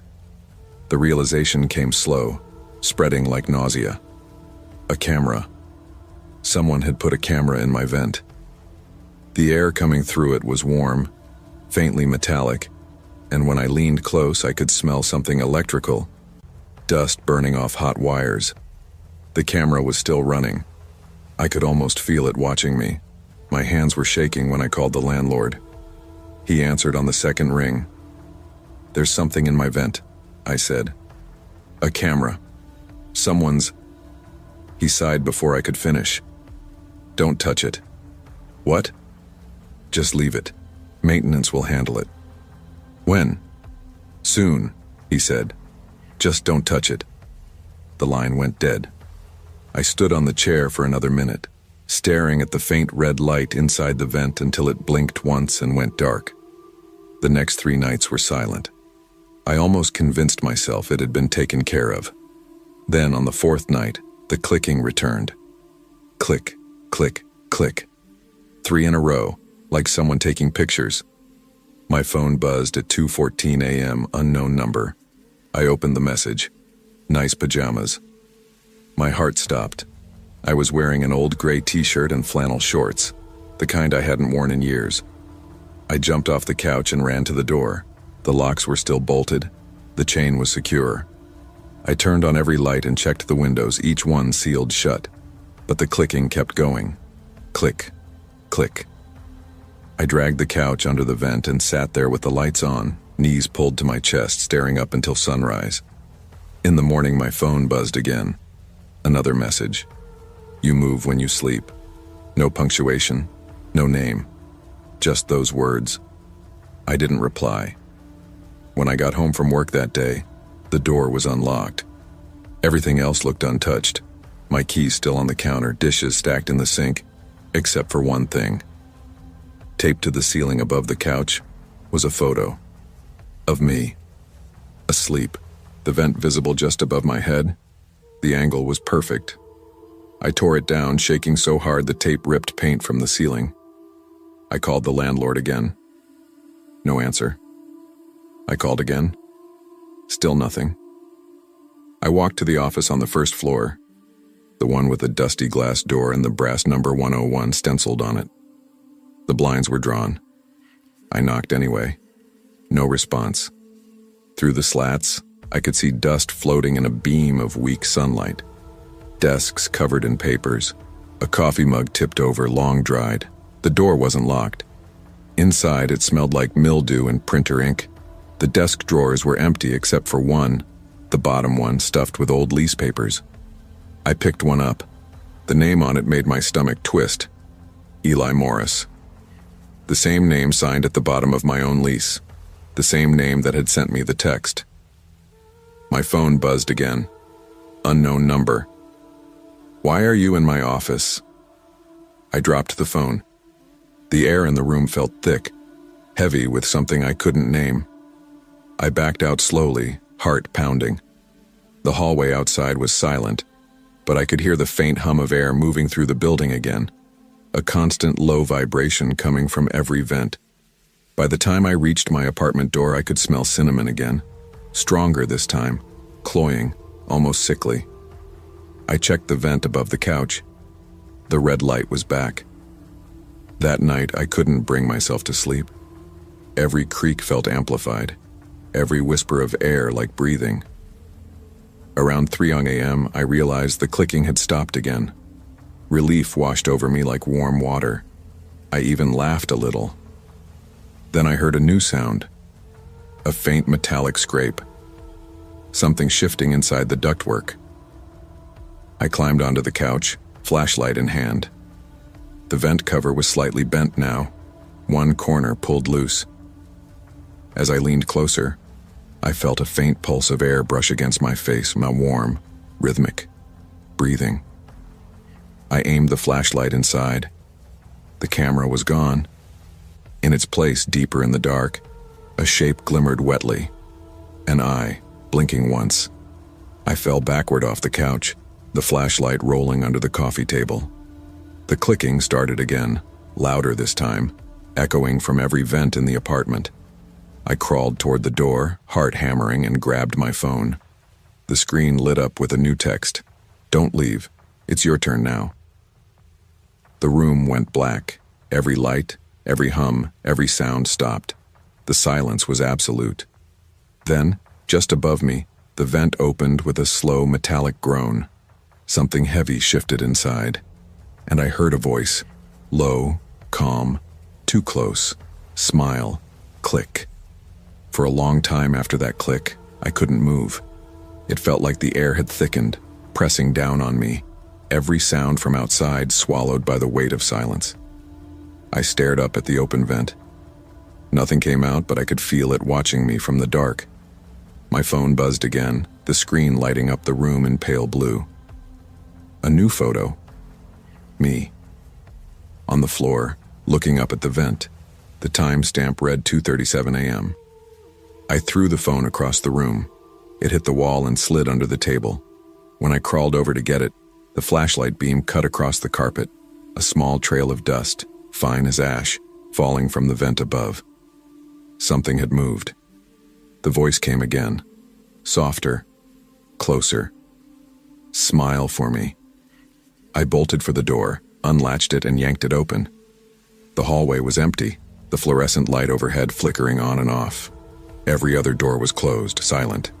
But the hum, that faint mechanical whir, followed me, whispering through the air ducts that lined the ceiling. I ran down the hall and slammed my fist against the stairwell door. Locked. The knob wouldn't turn. Behind me, the vent grill over apartment 3A rattled once, then another one, farther down. Each vent along the hall groaned open, one by one, the sound rolling toward me like footsteps in metal. Click. Click. Click. Every flash was faster now, too quick to be random. Each click lit the corridor for half a heartbeat, white bursts freezing me in fragments of motion, hands half raised, eyes wide. I didn't scream. I don't know why. I think I was afraid of giving it something else to capture. The light at the end of the hall flickered, and I saw someone standing there. A silhouette. Still, tall enough to brush the vent above him. He raised something to his face. Click. I turned and ran the other way. The hallway looped. I swear it wasn't supposed to. I'd walked it dozens of times. But the doors just kept repeating. 3A, 3B, 3C, over and over. My chest tightened, breath ragged. The smell of cinnamon grew stronger, clinging to my skin. When I looked back, the silhouette was gone. The clicking stopped. I stood there shaking, trying to catch my breath.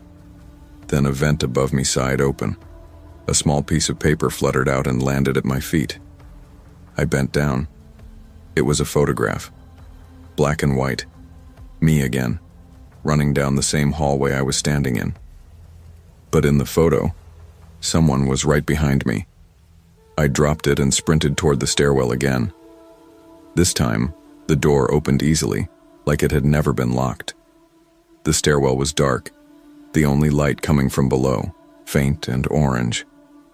I took the steps 2 at a time, barefoot, heart hammering in my ears. When I reached the lobby, I froze. The office door was open, the one with the brass number 101. Light spilled from inside, a flickering bulb swinging from the ceiling, shadows jumping across the walls. I stepped inside. The desks were gone. The floor was covered in photographs, hundreds of them, overlapping like scales. All of me, sitting, sleeping, eating. Every moment I'd lived in that apartment captured in grainy monochrome. Each image slightly different, like someone had been watching me frame by frame. In the center of the room sat a tripod. On it, a camera. Not a security camera. A real one. Black, heavy, old-fashioned. The lens was pointed at me. I could hear the motor inside, faintly humming. Then it spoke. The same voice I'd heard through the vent. Smile. Click. The flash burned white. I stumbled back, blinded, knocking over a stack of photos. When my vision cleared, the room was empty. No camera, no light, only the smell of burnt film. I turned and ran out of the building. The air outside was cold and clean, the dawn just starting to gray the horizon.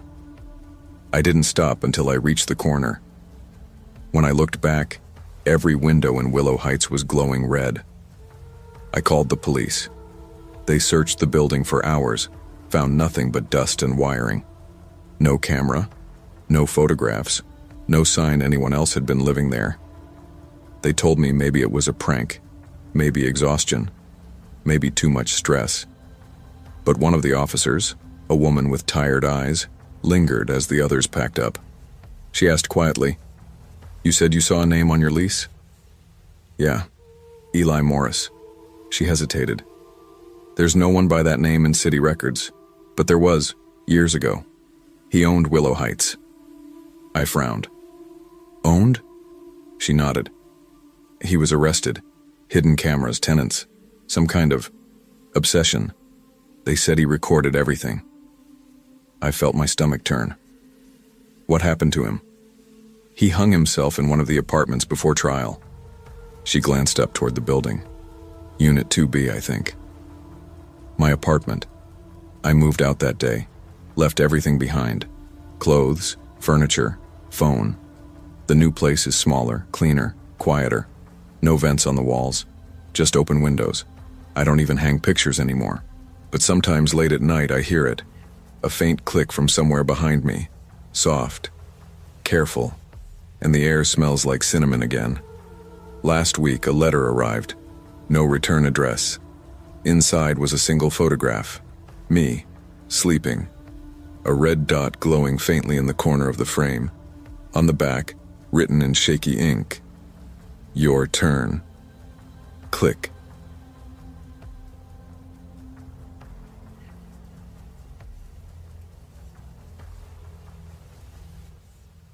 The day I moved into Brookline Court, the wind carried the smell of old rain through the open windows. The building sat at the end of a narrow street that never seemed to dry, its bricks dark with age and the faint trace of smoke that the air never lost. My apartment was small, one bedroom, creaking radiator, windows facing another building close enough that you could have passed a cigarette between them if you were bold enough to lean out far. It wasn't much, but it was mine. The landlord called it a city view. In truth, it was the wall of the next building, lined with windows that matched mine perfectly, like facing a mirror that breathed. I unpacked slowly, turning the silence into something I could live with. The refrigerator hummed in uneven bursts, the pipes rattled each time the upstairs unit flushed, and the wooden floor sighed when the wind shifted. Small noises that made an old building feel alive. That first night, I sat by the window with a cheap beer, watching the glow from apartments across the way. Curtains half drawn, televisions flashing, shadows moving. It was strangely comforting, proof of other people existing, living parallel lives just a few yards away. Then I saw him, third window from the left. Standing still, lights off, only his outline visible against the faint reflection of the city behind him. I assumed he was looking outside like I was, one insomniac to another. But the longer I watched, the more certain I became that he wasn't looking out. He was looking in, at me. I laughed under my breath. Paranoia is easy when you're new somewhere. I turned off my own light and watched again. expecting his shape to fade when the glare disappeared. It didn't. He stayed there, motionless, head tilted, like someone listening. When I woke the next morning, sunlight made everything harmless. The opposite window was just glass reflecting the sky. A week passed. I settled into the rhythm of work and the lonely rituals that come after a breakup. Frozen dinners, late-night calls to no one, lists of reasons to stay busy. Every night I noticed him again. Same window, same posture. Sometimes I caught myself staring longer than I meant to, waiting for him to move. He never did. One Friday, curiosity won. I leaned out my window and tried to see which unit he occupied. The brass number beside it was too tarnished to read. Someone had taped paper over the mail slot on his door downstairs, but the name had faded to gray smudges. That should have been the end of it. 2 nights later, the power went out. The city dropped into blackness. Streetlights dead, neon gone. My phone light cut through the dark, just enough to show the reflection of my face in the window. Then behind it, another face. Pale, unmoving. The man in the opposite building was still there. No lights, no reflection to blame. His skin seemed to hold its own faint glow, a soft shimmer that made the glass between us disappear. I couldn't see his eyes, but I felt them, like cold fingertips pressed against my chest. I stumbled back, heart racing. The lights returned in a flood, washing the shape away. I closed the curtains and didn't open them again that night. When morning came, a note was taped to my window. Don't close them again. The handwriting was thin, deliberate, written backward on the glass so I could read it from inside. I checked the fire escape, thinking maybe someone had climbed up as a joke, but the metal was coated in rust. Dust undisturbed. No footprints on the sill. I went downstairs and found Marcus, the security guard, drinking coffee at the lobby desk. There's a guy across from me, I said. Keeps watching my window. He frowned, flipping through a small logbook. Across the courtyard? Yeah. 3rd window from the left. He shook his head. That unit burned last year. Nobody moved back in. They're still sorting the insurance. He offered to check, though his tone said he didn't believe me. We went up together, his keys clinking softly. The hall smelled like char and damp plaster. The door opposite my window bore black scorch marks around the frame. Marcus unlocked it. The hinges screamed. Inside, emptiness. Soot on the walls, a single chair melted to its metal bones, dust thick enough to blur the floor. No footprints, no sign of anyone living there. He closed the door and gave me a look halfway between pity and warning. Old buildings play tricks. Light bounces strange. Back in my apartment, I tried to believe him. That night, rain traced thin silver lines down the glass. I kept the curtains shut, but I could feel the other window waiting beyond them. At 2:09 a.m., thunder cracked. The lights flickered. When I finally dared to look, the glass was fogged from the inside, words written backwards so I could read them. You look just like her. I wiped the steam away, heart hammering, but the letters remained, etched into the surface. I moved away from the window and spent the rest of the night sitting on the kitchen floor with the lights on. Morning brought sunlight, warmth, and the illusion of safety. I convinced myself it was vandalism, a leftover mark from whoever had lived there before the fire. Still, I taped cardboard over the window. 2 days passed. No light, no messages. I started to breathe normally again. Then, Sunday evening, as I was washing dishes, a sound like glass cracking echoed through the apartment. The window. The cardboard fluttered as I approached. Behind it, a single spiderweb fracture spread across the pane. The break came from the inside. I peeled the tape away slowly. Through the crack, the opposite window stared back, intact, spotless, reflecting nothing. Something moved behind it, slow as water under ice. I stepped closer, trying to make out the shape. It tilted its head the same way the man used to. The glass in front of me vibrated once, sharp enough to sting my fingertips. Across the way, the window fogged again. Letters appeared, backward, uneven. "Why did you leave me?" I stumbled away, knocking a glass off the counter. It shattered, the sound small and bright against the thick silence. I didn't sleep that night. Each time I started to drift, the faint rasp of breathing came from the direction of the window. Slow, deliberate, matching mine until I couldn't tell which was which. By morning, I decided to move. The landlord didn't argue. "Lease is flexible," he said, though he wouldn't meet my eyes.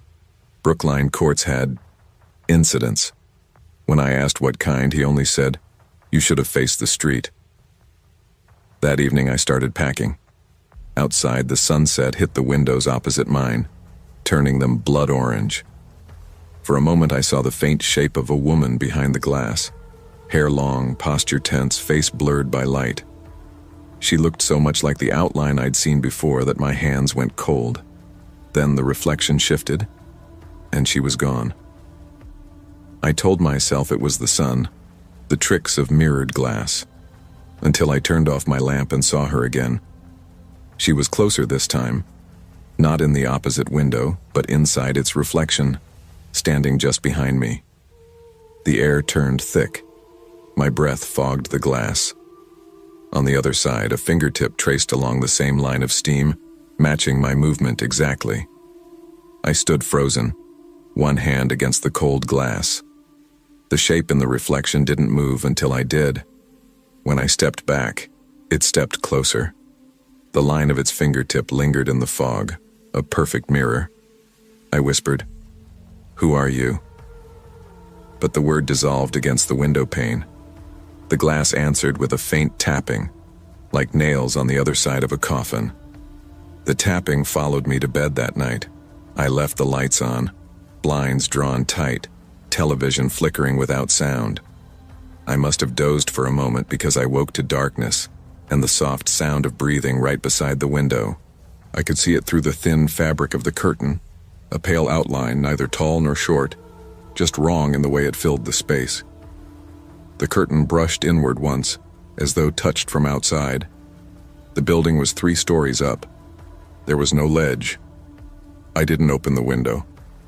I sat on the floor until sunrise, eyes burning, waiting for the shape to fade. When morning came, the curtain hung still, no footprints on the sill, but in the center of the glass, a new message had appeared, written backward in thin streaks of ash. "Look closer." I did. For a second, the reflection made sense. My room, my lamp, my face.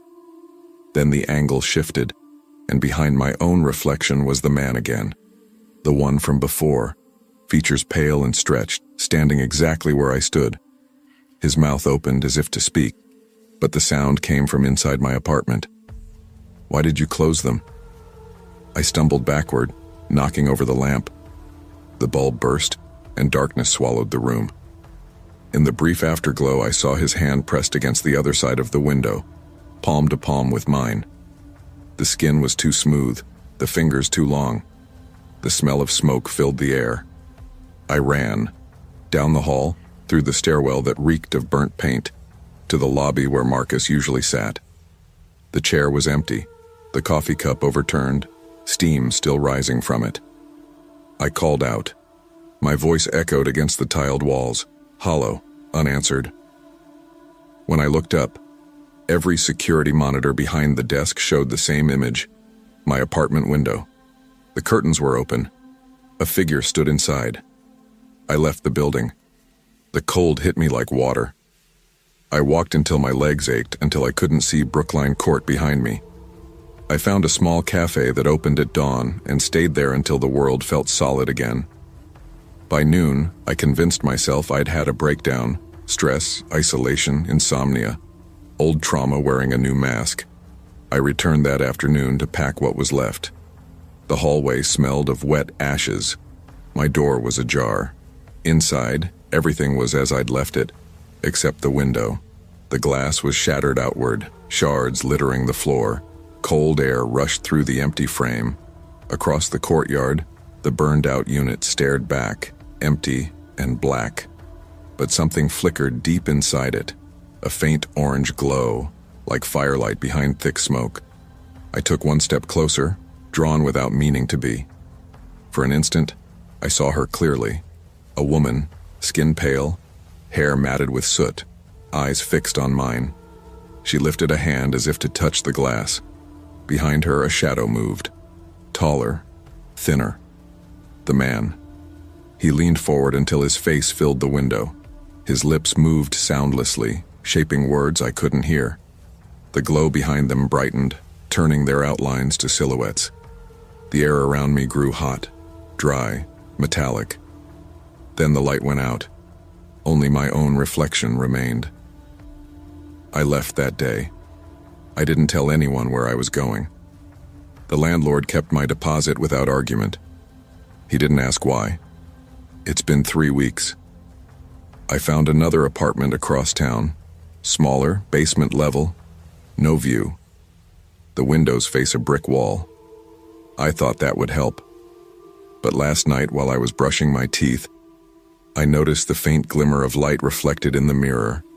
Red, rhythmic, coming from the bathroom window I'd covered with cardboard. I pulled the tape free. Through the slit, I saw a window across the narrow gap of alley. Too close, too familiar. A pale face watched from the other side. It smiled. The letters began to form on the glass, backward, one by one, as if traced by invisible fingers. You moved.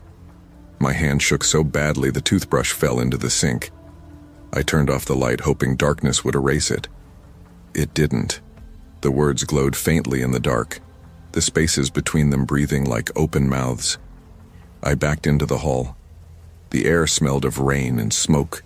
From the other side of the window, a whisper came, soft enough to slip under the door. "Don't close them again." I haven't slept since. Every few hours, the reflection shifts. Sometimes it's the man, sometimes the woman, sometimes both, standing behind me in the glass. And when the wind moves just right, the curtains sway, though the windows are sealed, and I hear it again, slow, steady breathing, filling the space between my walls and theirs. It sounds closer every night.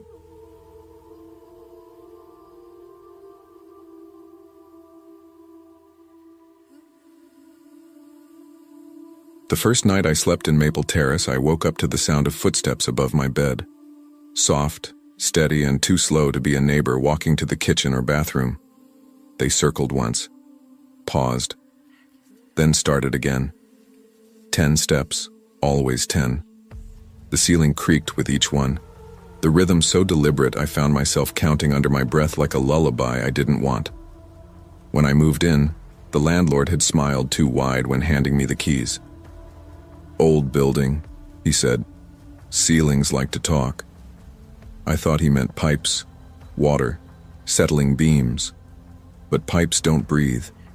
The apartment smelled faintly of dust and citrus cleaner, the kind that tries too hard to hide something sour underneath. The windows rattled when the wind hit right, and the walls were thin enough that I could hear Mrs. Heller downstairs humming along to old radio shows. It felt lived in, comfortable even. Until midnight. That first week, I told myself it was the weather. Temperature shifts, wood expanding, but the pattern was too precise. Always at 12:14 a.m., always 10 steps, then a pause. By the fourth night, I couldn't stand it anymore. I lay staring at the ceiling, tracking every sound like a heartbeat I couldn't turn off.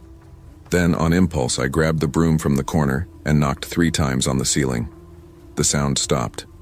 For a full 10 seconds, nothing. Then came 2 sharp knocks in return. I froze, broom handle still in my hand. The silence after that felt heavier than noise ever could. Then something scraped across the floor above me, long, drawn out, like a chair dragging slowly across wood. I dropped the broom, didn't sleep after that. The next morning, I caught Mrs. Heller by the mailboxes. She was in her 60s, hair white and thin, eyes soft behind thick glasses. "Do you know who lives above me?" I asked, trying to sound casual. She frowned. "Above you?" "Yeah, 3C, right?"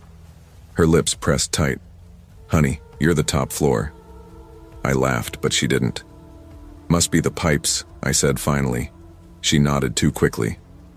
"Old building," she murmured, walking away. That night I left the hallway light on. The glow leaked under my door in a thin golden line, and for a while I thought it would be enough to make me feel safe. At midnight the footsteps returned. 10 steps. Pause. 10 more. I pulled the blanket to my chin, heart hammering. Then the steps stopped, right above my bed. Dust drifted down, tiny motes swirling in the faint light from the window. The air changed, warmer somehow, thicker. I could hear it now. Breathing, slow, wet, rhythmic. I held my breath, every muscle locking. Then, from directly above me, a whisper. "Don't look up." I did anyway. The ceiling wasn't just creaking anymore, it was moving. A long crack stretched across the plaster, widening 1 slow inch at a time. Dust rained down like ash. I stumbled out of bed, grabbed my phone, turned on the flashlight. The beam caught the smallest hole, a perfect, deliberate circle cut clean through the plaster. Inside it, 2 eyes stared back, not blinking, not shifting, just watching. I screamed and fell backward, the phone clattering to the floor. When I scrambled up again, the hole was gone. Not patched, gone, like it had never existed. I left the lights on until dawn. When morning came, a note was waiting under my door. Neat handwriting, black ink, the paper stiff like it had been folded and unfolded too many times. "You weren't supposed to see me yet." The handwriting looked careful, practiced. I turned the paper over, expecting something else, a signature, a threat, a clue, but the back was blank. I called the landlord. He didn't answer. When I went to the office downstairs, the blinds were closed, the open sign flipped backward. The silence inside was total. Through the glass, I could see his desk. A single cup of coffee sat on the corner, half empty, long since gone cold. I went back upstairs. That night I tried to convince myself it had been a trick of light, that the eyes had been my reflection, warped by the cracked plaster. I turned the lights off at midnight and waited. 10 steps. Pause. 10 more. But this time the sound wasn't directly above. It moved, across the ceiling, over the hall, then stopped above the bathroom. The pipes rattled once. A soft knock came from the wall, then another, and then, from the vent above the shower, a slow exhale of air, like someone sighing through their teeth. I backed out, turned on every light again, and left the TV blaring static just to fill the silence. I don't remember falling asleep, but I remember waking up. The TV was off, and something was standing at the foot of the bed. I didn't move, didn't breathe. The dark felt thicker there, like it had shape. I reached for my phone with shaking hands, turned the flashlight on, and aimed it forward. Nothing, just the empty space between the bed and the wall. But the dust on the floor was disturbed. Faint footprints leading from the door to where the shadow had been. Small prints, barefoot. I sat up all night, staring at the ceiling. When morning came, I found another note under the door. Almost time. No handwriting this time, just words printed in block letters, too clean to be written by hand. My stomach turned. I packed a bag, grabbed my phone, and walked to the building across the street. There's a cafe there, warm, bright, full of people who didn't know what was crawling through my ceiling. I stayed until they closed, then sat on the curb outside until sunrise. When I finally went back inside, the hallway lights were out. The air smelled like dust and rain. At my door, a faint hum buzzed in the silence, like electricity running through the walls. I reached for the knob and froze. A single, deliberate knock came from the other side. Once. Then silence. I waited. Nothing. Finally, I turned the key and pushed the door open. The apartment was dark except for a thin beam of light falling through the crack in the curtains. Dust hung thick in the air, and in the center of the room, directly under the light, something new had appeared. A chair, old wood, carved legs, perfectly centered. right below the spot in the ceiling where the footsteps always started. The chair hadn't been there when I left. I would have noticed. There was no mistaking it. It was old, carved from dark wood, the kind that creaks even when you look at it. I approached slowly, the floor cold under my bare feet, every breath loud in my ears. The air beneath the ceiling felt warmer, heavier, like someone else's breath mixed with mine. Dust spiraled lazily down through the shaft of light and landed on the seat of the chair. I whispered, "Who put this here?" The silence pressed back against me, thick and living. Then, softly above me, footsteps, 10 steps, pause, 10 more. I stepped closer to the chair, tilting my head up. The ceiling groaned and a fine crack appeared running right above where the chair stood, as if something behind the plaster had shifted closer to the surface. I took another step back. The wood creaked under my heel, echoing through the room like a reply. Then, quietly, the whisper came again. "Don't look up." It was lower this time, closer. I couldn't help myself. I looked anyway. The crack widened. A thin line of dust spilled down, and behind it, movement. Not fast, not human. Just a slow, heavy ripple through the ceiling, like something inside was pushing against it. I grabbed my phone and turned on the flashlight. The beam caught a faint depression above the chair, as if hands were pressing out from the inside. Then the voice again, softer, trembling almost like laughter. "You're early." I stumbled backward, my shoulder hitting the wall. The footsteps started again, circling, faster this time, right above the bed. Dust rained down in a steady stream. The air was thick with it, dry and hot. I bolted for the door, fumbling with the lock. It didn't turn. My keys slipped from my fingers and clattered to the floor. I twisted the handle again, harder. Nothing. Behind me, the ceiling let out a long, drawn-out groan. The plaster bulged, swelling downward like something inside was taking a breath. Then a single voice, almost gentle. "Sit down." The chair creaked once. I froze. The bulge in the ceiling pulsed again, and a sound followed, wet, slow, like fingers dragging through thick paint. I turned and ran to the window, shoved the curtain aside. The glass was fogged from the inside, the words scrawled across it in broad, uneven letters. "Look up." I didn't want to, but my head moved on its own. The ceiling had split open. A long tear ran across it, plaster dangling in curls. Between them, a face looked down. White skin stretched thin, eyes wide and pale, mouth open in something that could have been a smile or a scream. I fell backward, hitting the dresser. The lamp toppled and smashed. The room went dark. Then I heard it crawl. Not walk. Crawl. Fingers digging into the edges of the hole, nails tearing through plaster, the sound of joints bending wrong. I scrambled for the door again, pounding on it, yelling for help. From the other side came 3 knocks. Slow. Deliberate. Then a voice. My landlord's voice. "Everything okay in there?" "Yes, please help, someone. Something's..." The door handle turned, and the moment it clicked, the noise above me stopped. The air went still. He opened the door halfway, his face pale, eyes wide. "You look like you've seen a ghost," he said. I pointed at the ceiling, shaking. "It's up there, something's..." The words died in my throat. The ceiling was whole again, smooth, untouched. No cracks, no dust, just silence. He stared for a moment, then sighed. "Old buildings make strange sounds," he said. "You should get some rest." I wanted to argue, to scream, to make him see what I'd seen, but my throat closed up. He closed the door behind him, and his footsteps faded down the hall. I sat on the floor for what felt like hours, until my breathing slowed and the room settled back into that same too-heavy quiet. At some point, I must have dozed off. When I woke, the sunlight was cutting through the blinds. Everything looked ordinary again, except for one thing. The chair was gone. In its place on the floor lay a single slip of paper. Tonight. That was all it said. I packed a bag and left.